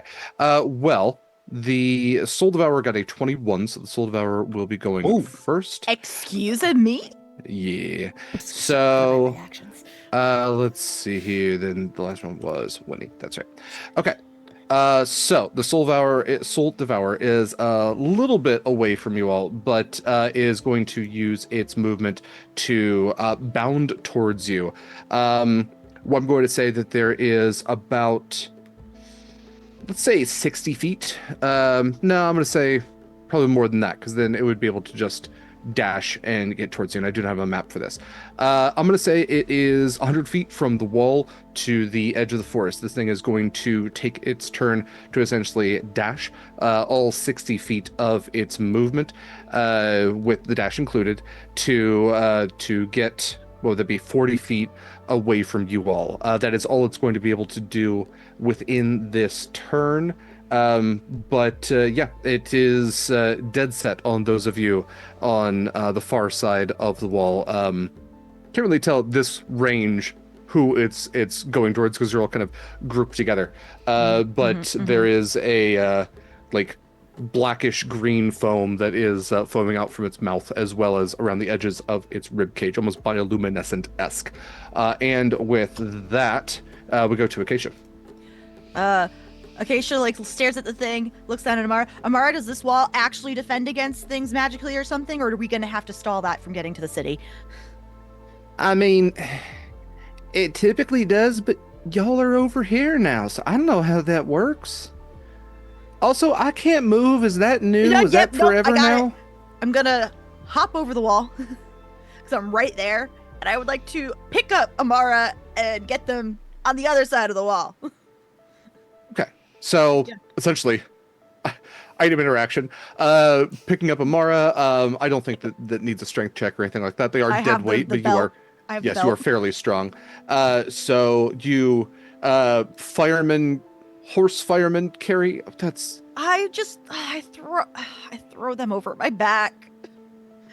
man. I'm thinking about how like centaurs must have a lot of spine stress when they pick Yeah, things up. Like it's a weird pivot point. You can't really it's bend with very- your knees when you have horse knees, or like lift with your knees. You know what I mean? Anyway, yeah, no, you're able to lift tomorrow. And then horse jump over the far side of the wall. Amara's just like literally flopped across your back like a horse blanket. Yeah. And I'm like trotting in place for a split second. All right, we run in. We gonna defend on the wall, or are we gonna wait to see if it defends it off and then shoot at it? What are we doing? I feel like we get back on the safe side and see what happens. Maybe go like 30 feet back. See what happens. Okay. Acacia's gonna go maybe like 30 feet away ish. Okay. Acacia goes running back towards the ocean, back towards the city itself. Kallista. Well, I guess I don't have to worry about Amara anymore. Nope. I'm good. I'm on the bad side. Scarlett's on the bad side. Mm-hmm. Winnie and Proximus are on the good side. Mm-hmm.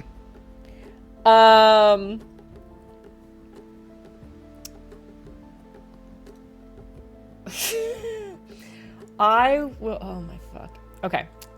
I'm going to look at Scarlett. Could I use? I kind of like the idea of like our turns. Like we're on the same initiative. I want to make sure we both get back over the wall. Okay. So if I can just like, I'm gonna climb back over, but I would also like I would like to use my action to like help get Scarlett back over it, just so that way nobody's using spells to do a short range teleport thing. Like let's just climb the thing. 3-foot wall. I'm gonna chain link fence jump that thing. Yeah, I think it'll be fine. Unrelated. Like Like That's running from the exactly- police style? yeah. That's exactly what I'm talking about. Yeah. Apparently horses I don't had have a set flashbacks. amount of vertebrae. Thank you, Eva. What? You're no, welcome. okay. I'm not gonna. Sorry. I could get stuck on that for a while. So yeah, no, as soon as I know like Scarlett and I are like both on the other side of the wall, I'd like to discourage this thing and slow it down. So like holding an action until Scarlett's on our side of the wall, but I will cast Ice Storm as close to the wall without being into the city as I can, so that way this thing is going to have to go through all of it to be able to get to us. Okay. All right. Ice Storm. Is that a save, or it's only when it enters the circle of it? That is a spell I've literally never used before. Each creature in the cylinder must make a dexterity saving throw. It is a 20-foot radius, so depending on how close to us it was, it will cover a 40-foot span away from the wall. It was still 40 feet from all of you. So if you Okay. would like to have it right on the edge, so it would have to run through that cylinder, you absolutely could. Yeah, Okay, so cool. I would say in the moment, it doesn't necessarily... Oh, I guess this feels like it should be a concentration hold it there thing. It is just like a one and done. So I guess I will do it just close enough that it does hit this thing, and it will see that they're like... I want to be like, here's your warning shot, you took this damage, do you really want to keep coming this way where you saw all this just happen, is kind of the intent there. Okay. Cool. Great. Yeah, because it will turn the area. This is what was catching me up. It will be difficult terrain that entire span until the end of my next turn. So like even though they're only taking damage the once, it's kind of a continued effect a little bit. So Gotcha. Yeah. You summon this storm, and ashen snow begins to fall in this space. Very gray and bleak, but a storm is summoned all the same and roils above. Anything else for your turn? no, I think it needs to make a dex saving throw since I am putting it on him a little bit. Okay. It's just because I didn't realize this wasn't a persistent thing other than the terrain fuck up. So it needs to make a dexterity saving throw, and it will take some damage to It's hopefully an be 18. Cool. That meets it, so it'll take half. Okay. It's gonna take that's 5 bludgeoning, so 2. It will half that because it has cold resistance. Well, no, so this was bludgeoning, but that's good to know because I'm about to I do see. Yes. the that is cold bludgeoning. You're damage right. is about to be rolled. So Yes. So that is 6. So that's 10, so that'd be 5. So another 2. Did nothing for damage, but I'm hoping it does the job to discourage them from coming closer. Okay. Scarlett.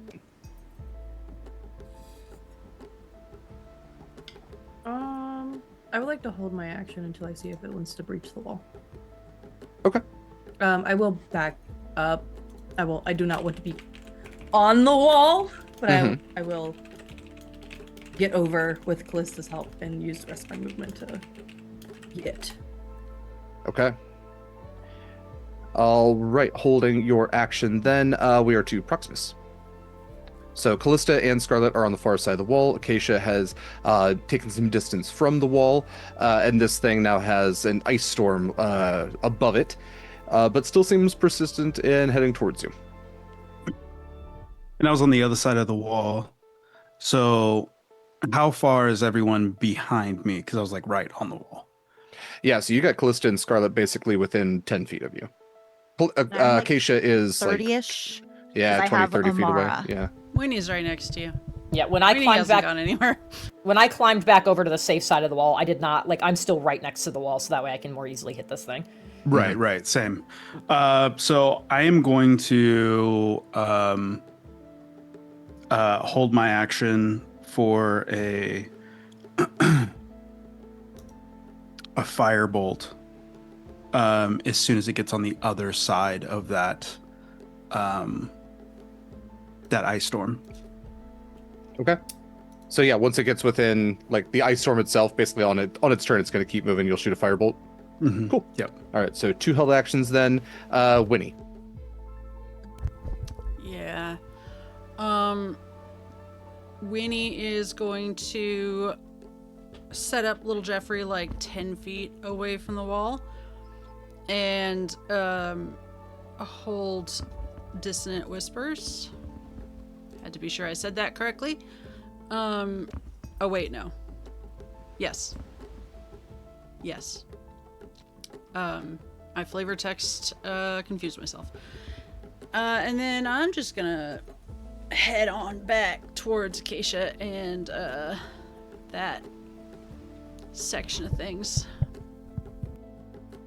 Well, Jeffrey just kind of looks back over his little shoulder. You got this, buddy. I got this. Yeah. Yeah. I love you. Mommy loves you. You already drawn up plans for like Mark 17. Just gotta get the ring back. It's gonna be so much better. Okay.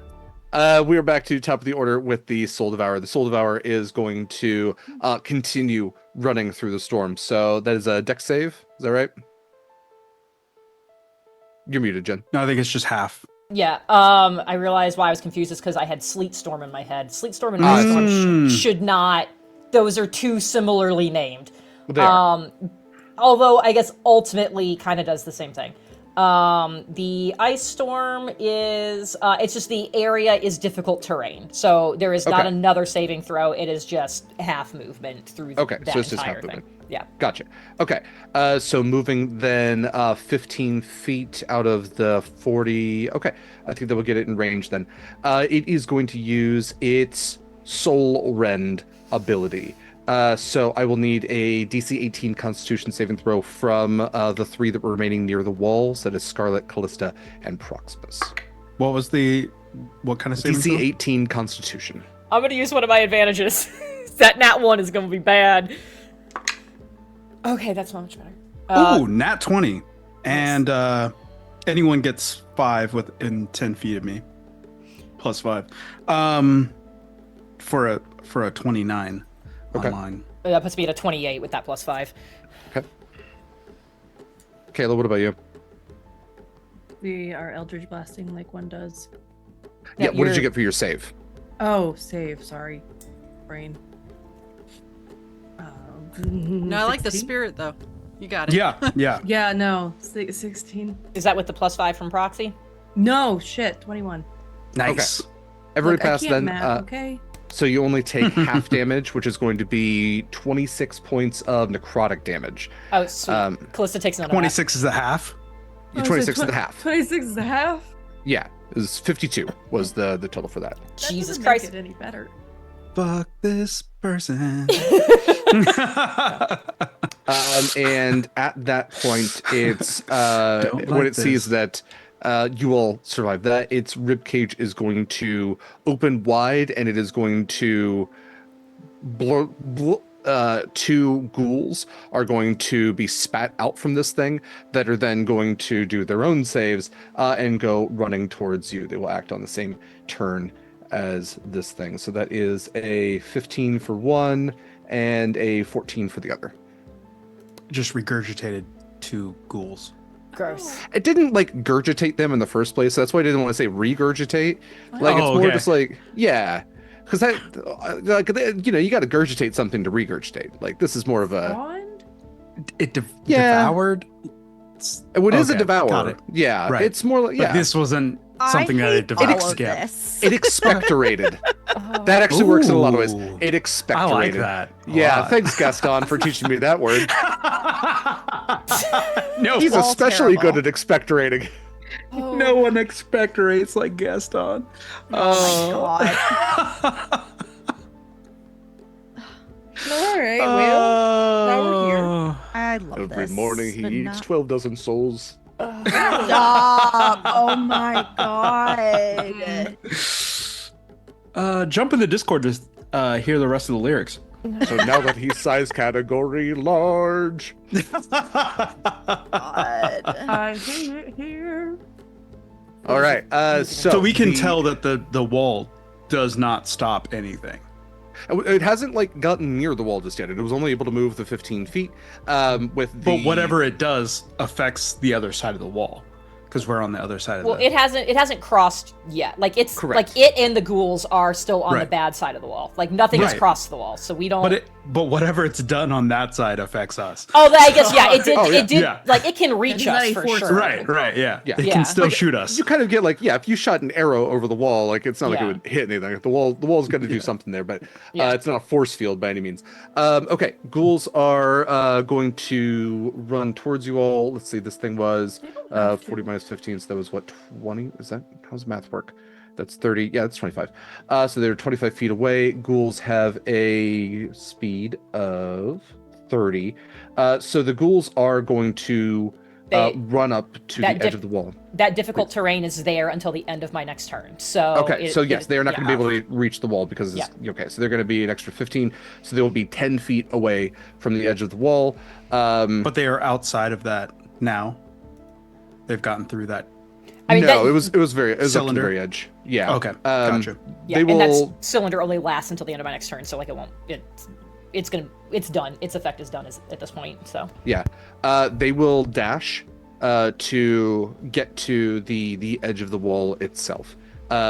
They essentially are like their claws, like these extended, extra long fingers with these jagged fingernails, these like toothed maws that are again like foaming with that bioluminescence. They're trying to reach over the top of the wall. You're not sure whether they're going to be able to pass by it or not. But regardless, we are to Acacia's turn. Acacia, you have taken some distance away as you look back to see this necrotic force field emanates out. These two ghouls are poop, poop, and are now running out as well.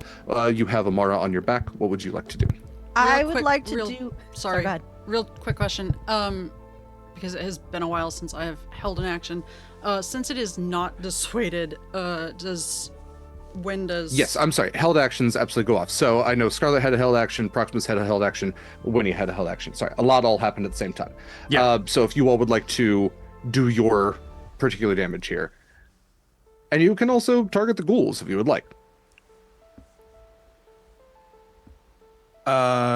23 to hit the devourer. That absolutely hits. Yes. And I'll do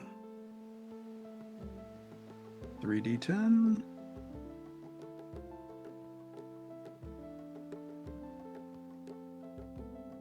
Oh, that shit sucks. 7 points of fire damage. That will be halved. Trash. Oh. resistant to cold and fire. It is. Ah. Maybe use some other stuff too. Great. Well, I mean, we're learning. Yeah. Right. Scarlett, you had a held action as well.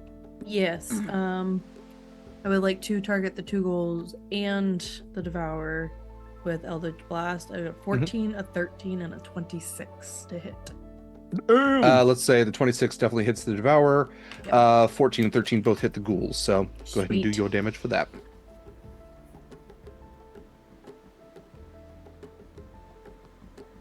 I'm missing a D10. Derek, I'll need a wisdom saving throw from the Devourer. Oh.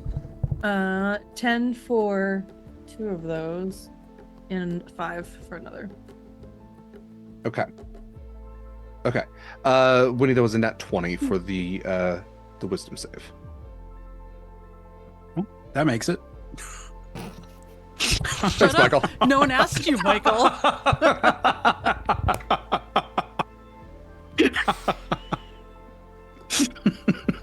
Long dog dice. They're balanced. That's how I got my nat 22. Yeah. Hey, Baker just did a paper using my dice, proving balance, which is Oh, yeah, phenomenal. absolutely. it's amazing. Academically supported. That Yeah. long dog dice. I'm You gonna should print link- that. I'm gonna print that and take it with me to conventions and have it. Yeah. I'm not kidding. Just laminate it.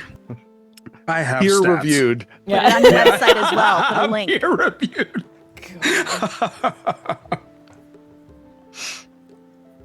Is there any half damage, Winnie?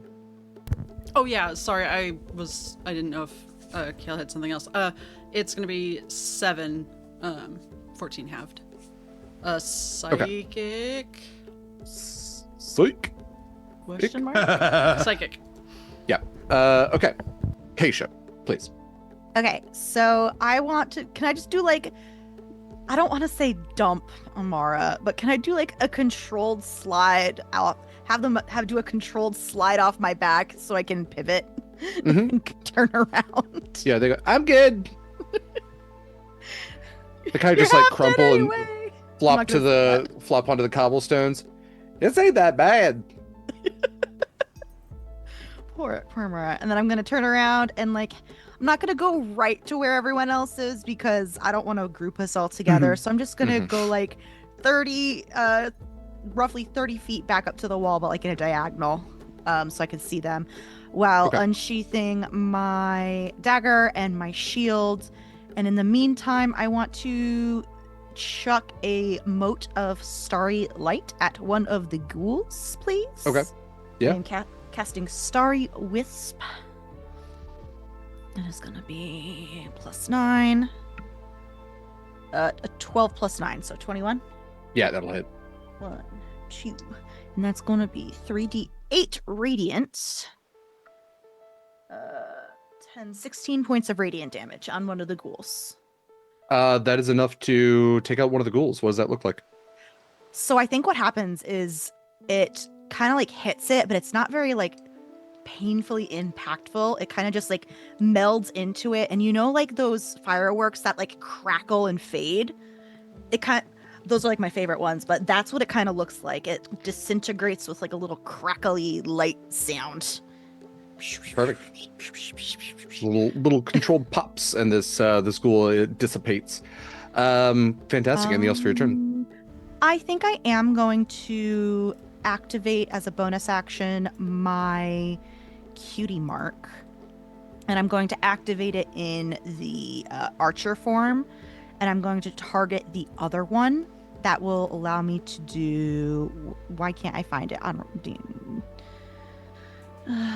Cosmic Omen Archer? Okay, I can use my bonus action range spell attack. So basically same thing, and I'm gonna hit the other ghoul. Okay. That is a nat 1, so no, I do not. Okay. So it goes wide. Yeah, strong It's success and It's very another, balanced. but slightly different, sparkly light. Mm-hmm. This ghoul learns to duck. They're learning. Okay. Next up is Kallista. So there is a ghoul right at the wall. One of them has just dissipated, popped into non-existence, and then your soul devourer is still about 25 feet away. Okay, so one ghoul is fully gone right now. One fully ghoul gone. Cool. One gone fully ghoul. Nope. Okay, great. Third gully. Shit. The one that is right at the wall, I will just pull out Zeal and try to just take its head off. Mm-hmm. Does Zeal do anything for undead? Does it give advantage or anything? I don't think so. I don't remember there being anything about extra stuff for undead, because I feel like that would...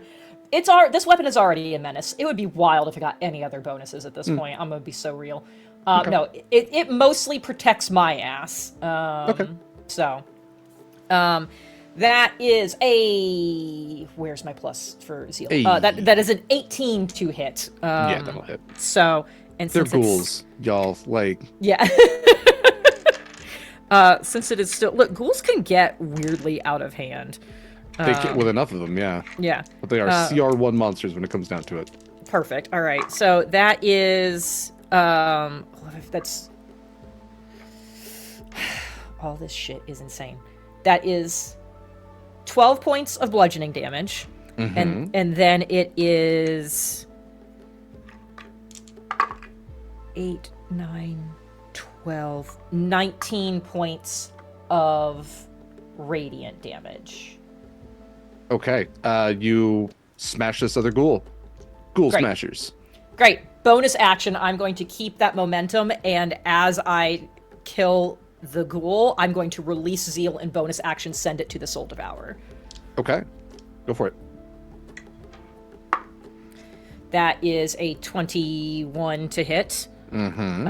And that will be slightly less damage because it's not in my hand. And knowing it's got various resistances, I will tell you that is 10 points of bludgeoning damage. Okay. And that is not very much. 8 points of radiant damage. Okay. Yes, Great. that is all the things it can do, and because I bonus action released it, I cannot pull it back to me, so it's just going to hang out next to him for a little bit. Okie doke. Scarlett, it's your turn. Yeah. I went with my force damage isn't halved, so I'm going to Eldritch Blast him. It's a nice thing about force damage. There's barely anything that halves it. I know. Barely any force resistances out there. I'd have to throw like a Marut at you for that to count. Right. I feel like it's foreshadowing. No, honestly, if I hated you all, I would throw like a Marut's not something you do to like have your players fight something. It's there at the beginning of the campaign, just be like, listen, you need to follow the rules or else I will kill your characters. I'm not joking. Maruts are terrifying. Yeah. Have you ever seen a Maru? It's like it's a Modron, like the goofy little like eyeball like construct things. It's that on like every steroid that's ever existed. They can teleport wherever they just need to be, and then they have like every resistance in the world. They're like a CR infinity, essentially. It's a they're you one done step fucked below up God. extremely bad and you can't get out of it. Yeah, they're contract, like they're loan sharks essentially. Like they're there if you don't hold up your end of the bargain, they're gonna come like break your soul. Well, do you too soon? I have a soul to break. Yeah, we'll find you That wherever you is a 19, a 12, and a 15. are. The 19 is the only one that hits. They have Yeah. AC 16. Yeah, I figured. At least it's 10 more points of damage. 10 is great. I'm gonna stay where I'm at too. Doke. All right, next up then is Proximus. No He better has. than me. I doubt it. Because I was looking at my spell list. So I'm gonna step back 20 feet, Okay. and I have a You like almost trip over Amara. She's like, it's fine. I'm a roadblock. well, I want to definitely stay between her and the wall, or them and the wall, right? Yeah. So like, if I need to back up and scooch, into to make sure that they're behind me, then that's fine. And then I will use 2 sorcery points to heighten or quicken a lightning bolt.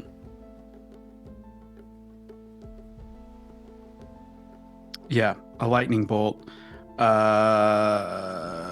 Dex 18. Okay. Why is Dex everything 18. elemental for me? Yeah, everything is elemental except for my That's swipes. because it was all written by Sherlock Holmes. Okay. So it's elemental, my dear Watson.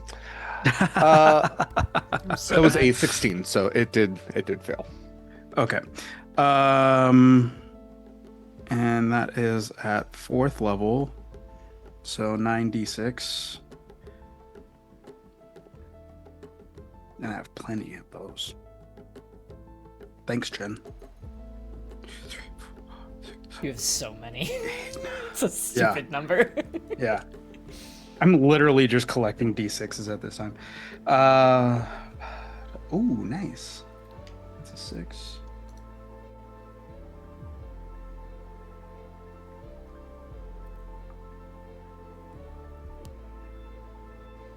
$17, 20, 1, 2, 3, 4, 5, 6. 30 points of lightning damage.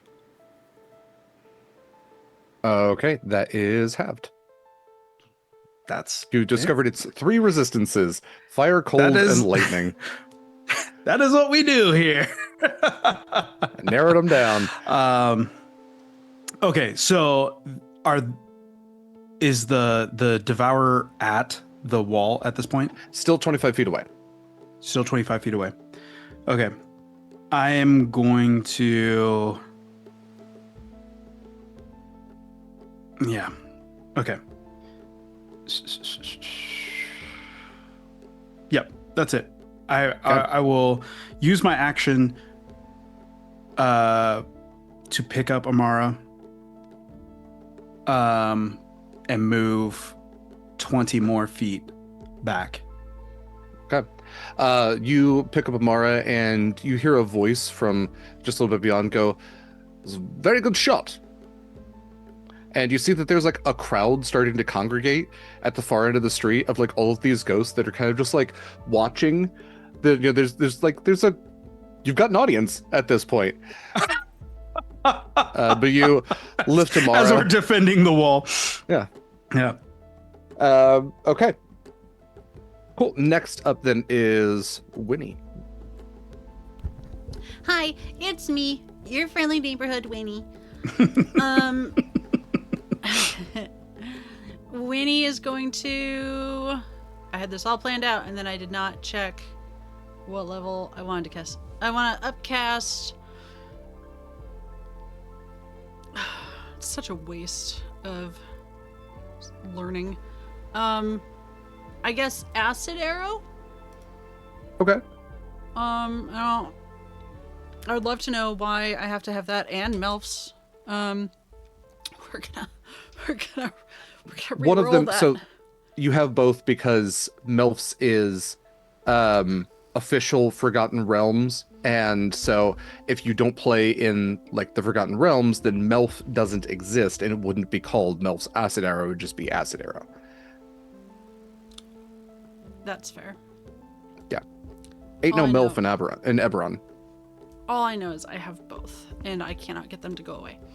Yeah. When you search like Eberron internet, you can type in Melf and actually get what you're looking for.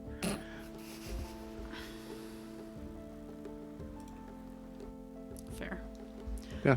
I 29 to hit. Yeah, that'll hit. Yep. And then that's gonna be, that looks like a lot of ones to me. I hate this already. I can feel. Yep. That's a 6. But at least it's not halved. Can I reroll my damage? Yep. Okay. We're back to top of the order with Wait. Sorry, little Yes. Jeffrey. Sorry, A. It's still on Mykyl's face. Sorry. Little Jeffrey is going to do his little pew pew with a 19. Yeah, 19 hits. Oh, I didn't prepare for him to succeed.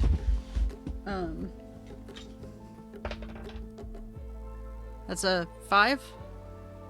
5 points of damage. Yeah, of force damage, I believe. Yeah. Okay. All right. Now I'm done. Great. Okay, then yeah, back to top of the order with the Soul Devourer. It is going to hold up both of its claws over its face and rib cage, trying to push away the snow as it is trudging through. As the ashen snow is piling up around its feet, it is going to move another 15 feet, getting 10 feet from the wall. I will say okay. that effect ended at the end of my last turn. Oh, I see. So it does have full movement. Yes, unfortunately. Okay. In that case, it is going to get up right to the edge of the wall. Let's see. Let's roll to see if it recharges its soul rend. And it does. So we are going to do 2 claw attacks. Let's see. Who's right up there? That's Scarlett and Kallista still, I believe. Proximus has moved back. Okay, well, we got a claw attack each. There's a plus 10 to hit. So for Scarlett, that is an 18. That does not hit. For Kallista, that is a nat 20. So that will be. Derek. Yeah. Do you remember how when I said I don't think it'll be necessary, but I'm going to declare right now I'm wearing my old armor? Right. I'm wearing adamantine armor. I'm immune to crits. Oh, great. Okay. So it doesn't double the damage. Great. It doesn't double damage, so I still get hit, but I don't get doubled. Oh my God. Did you see you're immune to necrotic damage?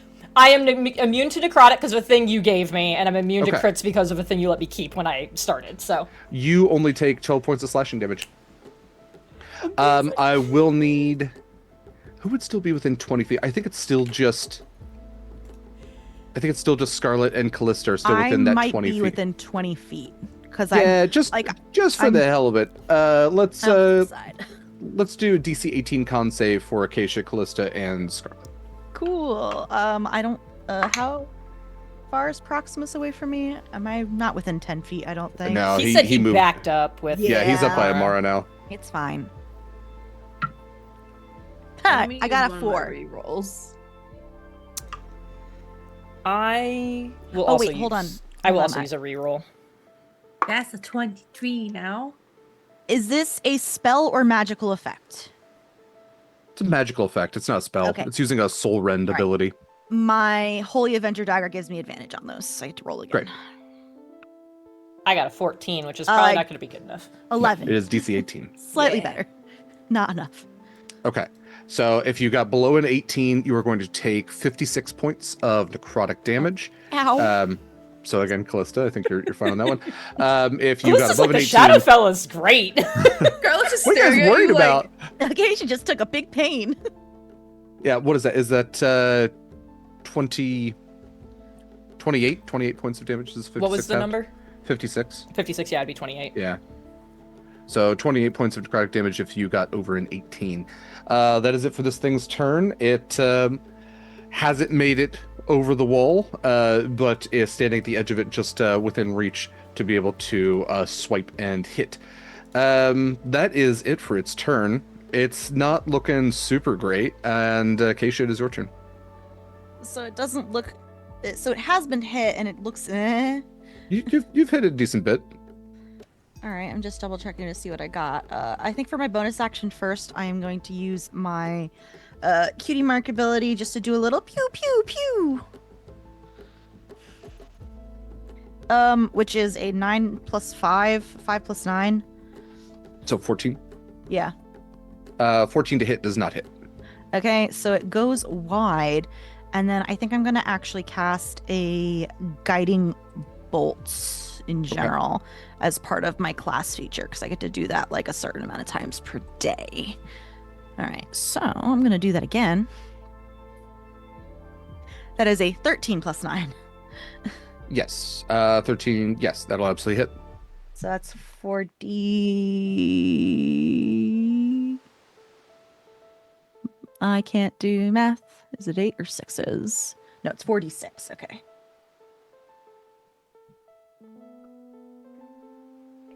12, 13 points of radiant damage, and the next attack that is going to be aimed at it has advantage. Okay. Sorry, how much damage one more time? 13. 13. Great. All right. With that, then, Kallista, it is your turn. Next attack has advantage. I will, since Zeal is right next to it, I will use that advantage to try to pop it with bonus action. Okay. Bonus action Zealing on that. So that was 17. Okay, we're sticking with the 17. So 28 to hit. Yeah, that'll hit. And then it's 9 points of bludgeoning, and where are the d10s? Ooh, yes, that's so much better. 17, 25, 27, 37. Fuck yes. So 37 radiant. Okay. Pretty hefty hit. All right. Looking pretty rough, but Okay. still standing then, taking those hits. Anything else for your turn? Yes, since that was Yes. bonus action, I will call Zeal back to me. And I am going to move to stand on the wall because I do not want to damage the wall with this. And I'm going to, as Zeal comes into my hand, I'm going to slam it against my shield and cast Thunder Wave. Okay. You're like, at this thing is at the edge of the wall. You stand up, you like jump up onto this 3.5-foot wall, almost face to face with this thing. Yes. And then slam against your shield. Was that a save or is that an attack? That will be a Constitution save. I am casting this at 4th level, just to declare that. This thing has a +5 to its con, but it only Okay. rolled a 5, so it is only a 10. Perfect. I am going to use my Channel Divinity to max my damage. It will take 40 thunder damage. Okay. Is it knocked back at all? If it is still up, which it sounds like it is, Just barely. Fuck. Okay.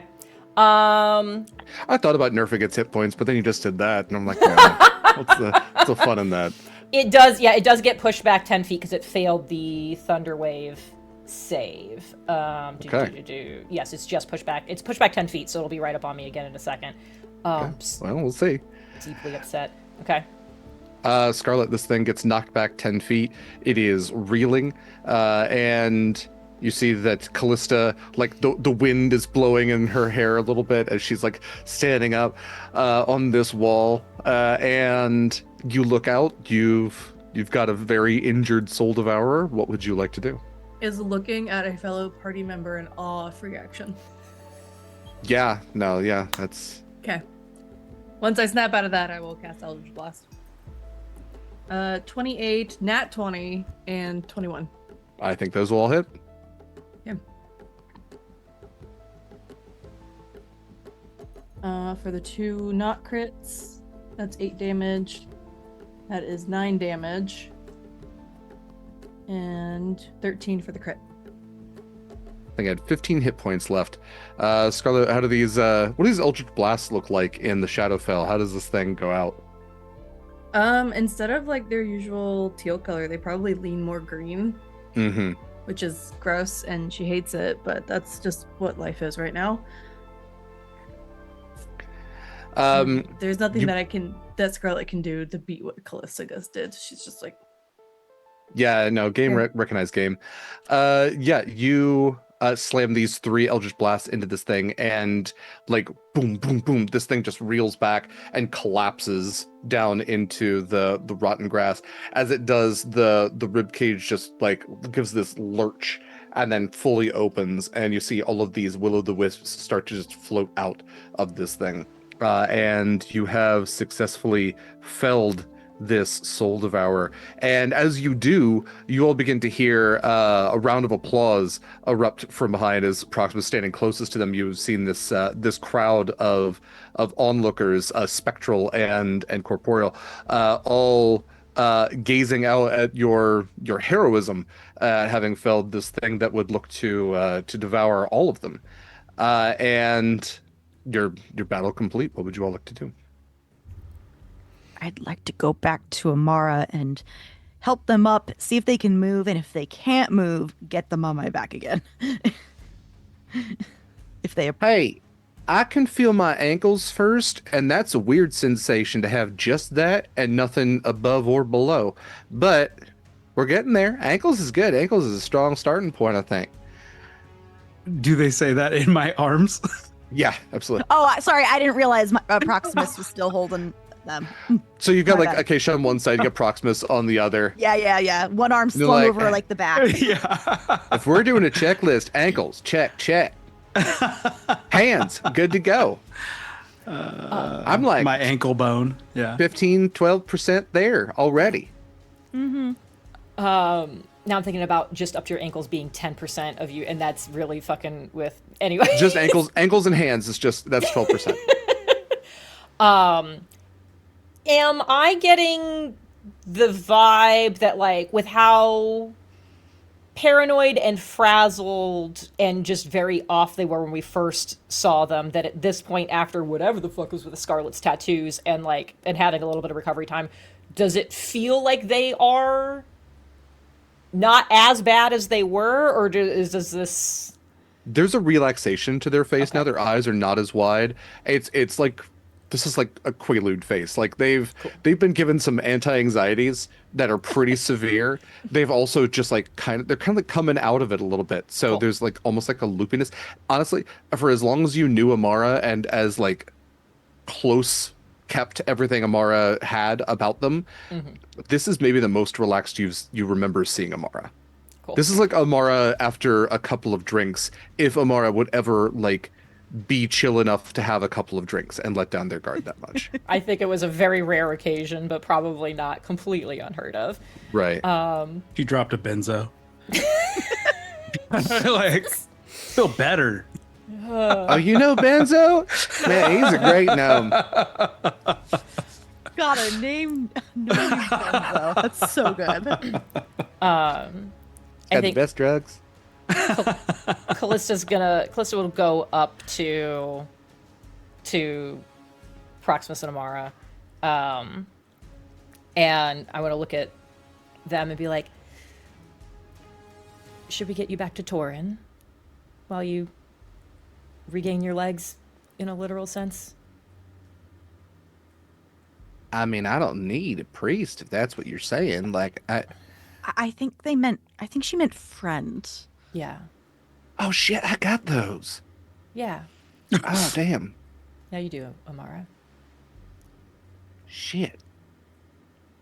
I think you'd be I happy should have to done more about that when I had them. Well, I think I'm hungry. I don't think I've eaten in a. I think I'm hungry.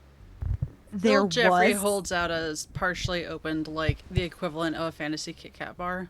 I was like a Pop Tart. Yeah. what there was a place It's the that I Spider-Man saw. ones. A one-stop shop. Maybe we can head there. we can get you some food. Yeah. They were cooking and it smelled not bad. That'd probably be good. I don't know if you need to eat here, but I feel like I want to eat here. Then we should do that. Lean into that. Okay. All I can do is lean right now. Yeah, no, we I have We the got it. rest. Yeah. I got it from here. Okay. Okay. You will go walking towards the crowd then, who kind of part as you are carrying Amara, then headed towards the Shade and Cinder, as well as like the general shopping district that you saw before. So Proximus is carrying Amara, is that right? I think Yeah. if Proximus has one, Kallista absolutely went to like the other side. Like I know Acacia like offered to, No. but like this is Friends. Well, let the friends Yeah. have Yeah. their time.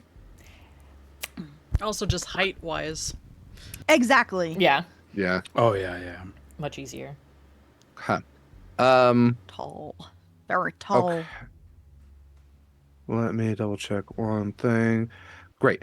As then you are all walking through the crowd, Acacia, you feel a like tap on.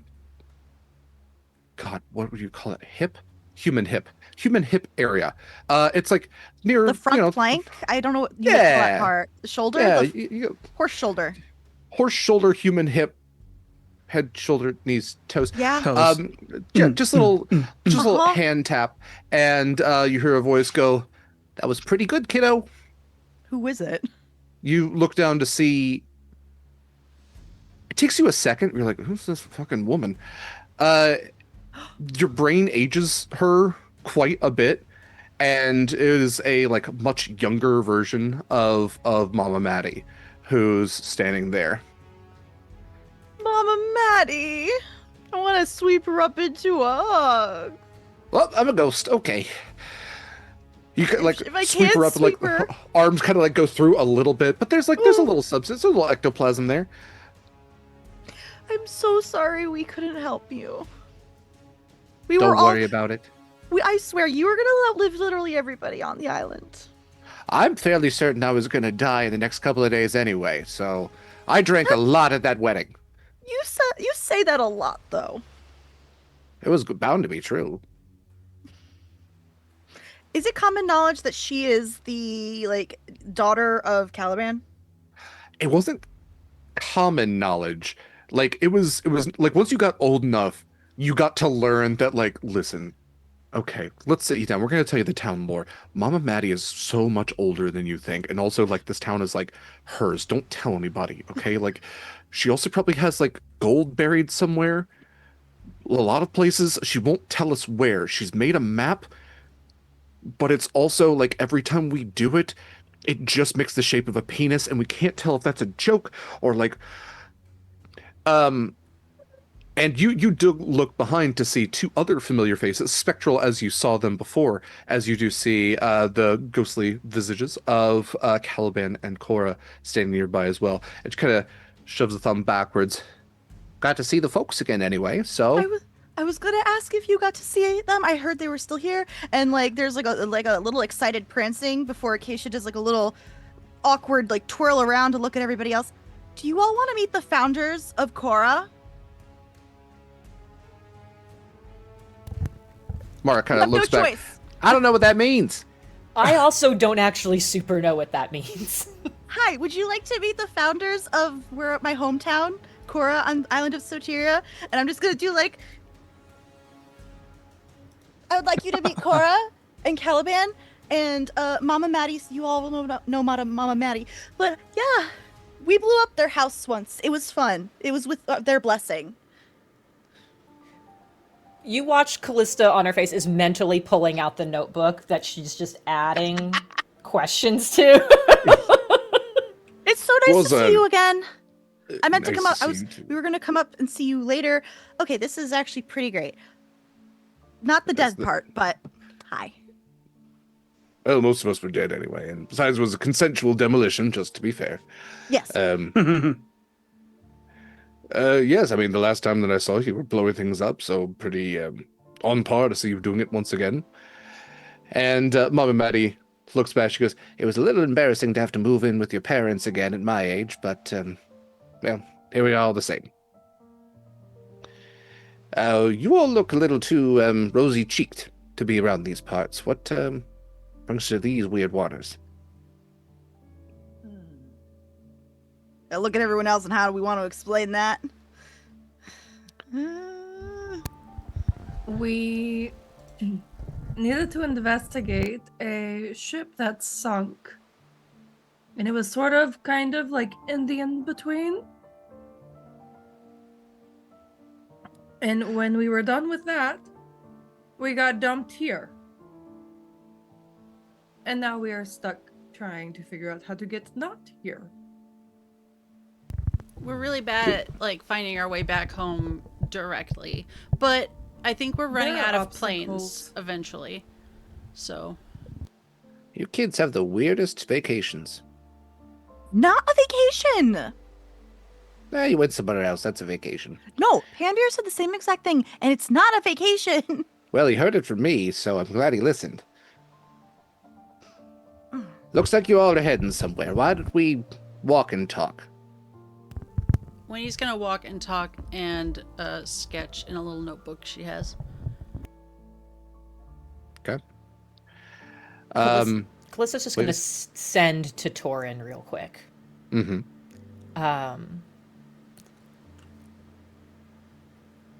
found Amara might have helped. They seem better. We're heading. Insert description of where we're going here. Jen has Jen blacked out for a second. Just so that way he knows where we're heading.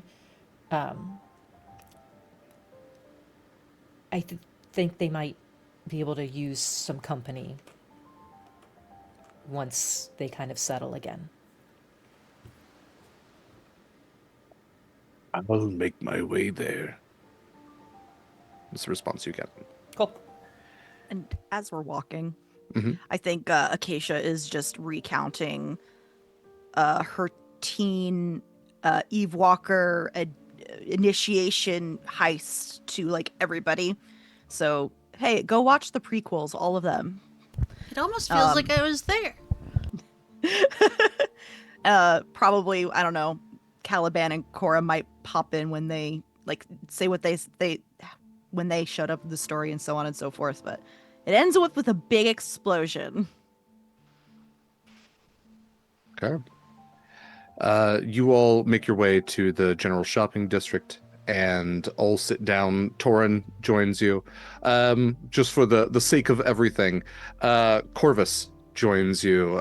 Caliban, Cora, Callisto, and Captain Cross. Man, there's a lot of C's, K's. There's a lot of K's in all this. But everyone you have contacted, all join at this long bench table as you sit to have your last meal, your first and last meal, presumably in the Shadowfell.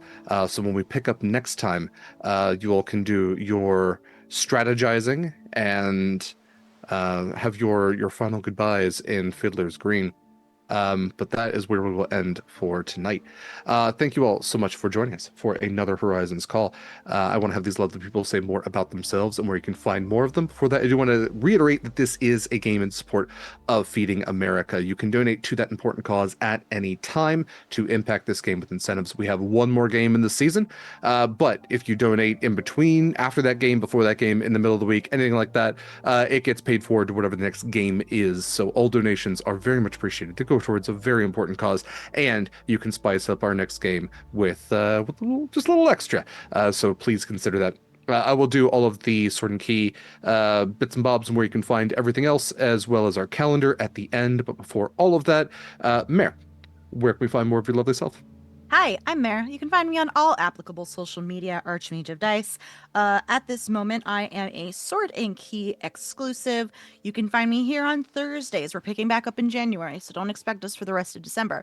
But back in January, I play Erastus in Zenith 3000 at 8:15 p.m. Eastern. On Saturdays here, obviously, I play Acacia and Horizons Call. On it hasn't been announced yet, but at the end of the month, beginning of February, we're going to have our Invisible Sun game, and it's going to be starting. So keep an eye out for the official announcement for that. And on this coming Monday at 7 p.m. Eastern, December 22nd, I will be running a game of Grandma Club called Grandma Club and the Holiday Kerfuffle, where everyone's playing a grandma, and I'm the great matriarch, and they have to keep this holiday festival from shit hitting the fan. Very much looking forward to that one. Next up, we have Eva. Hi, it's me. Every single time. Hi, it's me. Eva. Still almost said Winnie. Fuck it. I don't know. I'm having a small crisis. Apparently. You can find me here as Winnie. You can find me here back in January as Vertigo in Zenith 3000. And here and there doing other things, mostly behind the scenes, sometimes in front of the scenes. I don't know. I'm an enigma. Mostly I'm just here though. Very glad to have you. A special thank you to Eva for the production work that she does, especially for this game. Many games here, as she mentioned, kind of being on the background stuff. But yeah, special thank you to Eva for the production work on this game. Merritt and Kaila often do production work as well, so a special thank you to them. Next up, we have Mikyl. Hey fam, I'm Mikyl. He, him pronouns. You can find me at Mikyl Sandoval, MIKYL SANDOVAL, on Instagram, BlueSky, where I do art and stuff like that. The holidays are the holidays, and happy holidays, and we'll see you in the new year. But yeah, I might be posting some stuff about stuff I'm working on. Not so much. Well, you'll get it when you see it. But yeah, come hang out at the Sword and Key Discord channel where I have my own art channel and participate in the other art channel, and just hang out just with all my friends here. So happy holidays, and hopefully a great new year, start of a new year, 2026 coming soon. Absolutely. Special thank you to Mikyl for the artwork that you can see on screen, as well as in all of our promotional materials. It's all him. It's all absolutely incredible. Next up, we have Kaila. Hi, hello, my name is Kaila. Oh god, I've been great almost all stream, and then now it's my throat's being weird. I have been your Siren Storm Sorcerer Scarlett Shores. I am also a Sword and Key exclusive, except you can find me in a special holiday game of Under the Floorboards next Tuesday with Derek. It's going to be great. And then we have Jenn. Hi, I'm Jenn. I'm Lil Zelda in places. I'm also Long Dog Dice in places. I'm almost done with Silk Song. I'll be moving back to some visual novel insanity probably shortly. If you like watching me be bad at voices, and if you've not experienced that before, oh boy, it's an adventure. And then, hey, if you're not in the Sword and Key Discord server, number one, you should be, and number two, while we were meeting all of Kallista's old friends, I had another lovely artist friend of mine, because I couldn't have Mikyl do it because Mikyl couldn't know. Another friend of mine did portrait art of all of my friends, so of all of Kallista's old friends. So that got posted in that server. She's Fafnir on BlueSky, does a bunch of incredible art. You should go give her a follow too. And thank you to her for helping me do the secret thing, so I could be like, here's what they all look like. I was very excited about it. Wonderful. And it is very, very fun artwork. I highly recommend checking that out. For myself, I am Derek Sword, he, him pronouns. I have been your GM, your GC, your game master, and guiding compass for this particular game. If you want to find more of me, you can, that's fine. But I highly recommend checking out finding all of Sword and Key stuff. You can find all of Sword and Key stuff at beacons.ai/Sword and Key. We have a BlueSky, we have an Instagram, we also have a Discord that Jenn just mentioned. Lots of great folks talking about lots of cool things. Folks like us talking about games like this and a bunch of other stuff. You can, talk about your pets or what food you've made, or post casting calls, or also see casting calls that we have posted when they come out first. We also have movie nights that happen every other week. I'll talk about those ones once we get to our calendar. As you scroll down more on Beacons, you can also see links to some of our charitable organizations. Again, Feeding America is the charitable organization that this game in particular is in support of. We have a number of other ones I'll talk about once we get to our calendar. It is December, so we do have our December campaign right now in support of Hopemas with Project Hope. So the number of games, including the one that Mare mentioned, Grandma Club, the one that Kaila mentioned, Under the Floorboards, both of those are in support of Hopemas, a number of others as well. Again, I'll talk about once we hit the calendar. As you scroll down more on Beacons, you can see links to some of our affiliates. We have a number of great affiliates like Long Dog Dice. Use code Sword and Key for 10% off your first purchase of your perfect dice set. Again, it's a perfect time to get a gift certificate, gift card, code thing for a loved one or yourself. And again, use code Sword and Key for 10% off your first purchase. You're not getting dice in time for the holidays, just the way it is. It's the 20th. Like, let's be realistic about it. But you can still get it after the fact, and that code is good for your first purchase regardless. You can always print a picture and just send it in a card. Yeah, just be like, this is showing up. My mom does that every year. It's still great. Still something to open, is what she says. You can also use code Sword and Key for your first purchase at Eldritch Foundry if you're looking for custom minis. If you are a 3D printing inclined individual, you can use our affiliate link for a 3-month subscription, $19.99, unlimited STL files. We also have an affiliate link with Hit Point Press. You know them, you love them, they make tons of great stuff. Honestly, more stuff than you probably realize, as there's music and plush and comics and books and cards and all sorts of stuff. So if you're going to be purchasing from them, please use our link for that. Let's see. We also have links to Monster Crush, which is a podcast I do with my friend LD. We talk about cryptids, creatures, misplaced monsters from myth and how smoochable they are. We have a new episode coming out either tomorrow or Monday, depending on when I can get it edited. It is our Naughty and Nice episode 2, as we did 2 Naughty or Nice episodes for the holidays. But you can find it wherever podcasts are found. It is our bi-weekly bisexual pan-teratophilic celebration of monster love and delight. So please enjoy if you love monsters or love monsters. For any other stuff, again, check out the beacons. It's all on there. I'm sure I'm missing stuff. There's like YouTube and Twitch and all that great stuff. But for our calendar, it's a busy month, but the month's almost over. So earlier today at 9 a.m. Pacific time, we had Bounty at the Festival of Frost. It is a root TTRPG run by Baker. That is part of the Hopemas campaign. Part 2 will be a week from today on the 27th.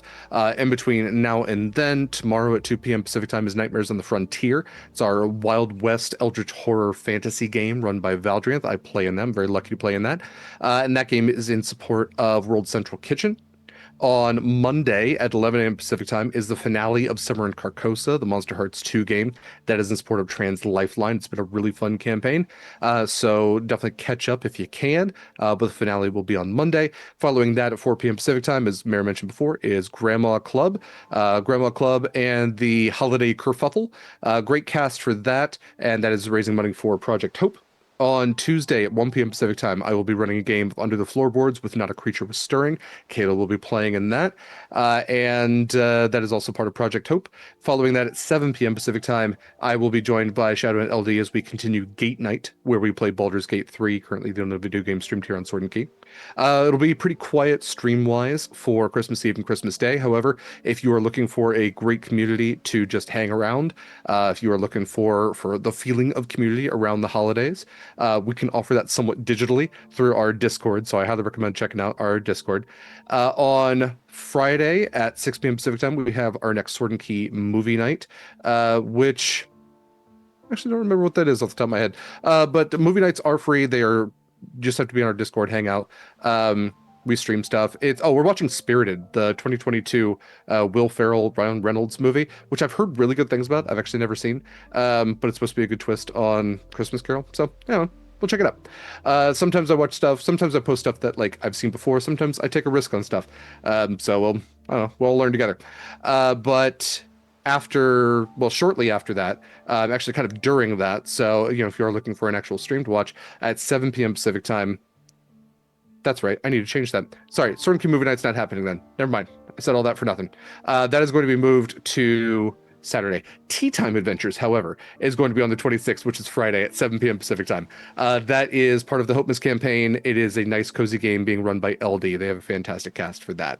On Saturday the 27th, as I mentioned, is part 2 of Bounty at the Festival of Frost, followed by the season finale of Horizon's Call at 3 p.m. Pacific time, and then following that will be the movie night at 6 p.m. Pacific time. Okay. Now I said it. I think the only other thing we have before the end of the year is maybe a gate night on the 30th, the eve of New Year's Eve, but that's about it. We're going to start strong in the new year with a number of other streams, including the one that Mare mentioned with Invisible Sun and a bunch of other great stuff. So we look forward to a new year, new opportunities in 2026. Lots of great campaigns for lots of great philanthropies, lots of great games with friends, and we thank you all so very much for all of the time you have spent with us, for all of the joy you have helped us spread, for all the stories you have helped us tell.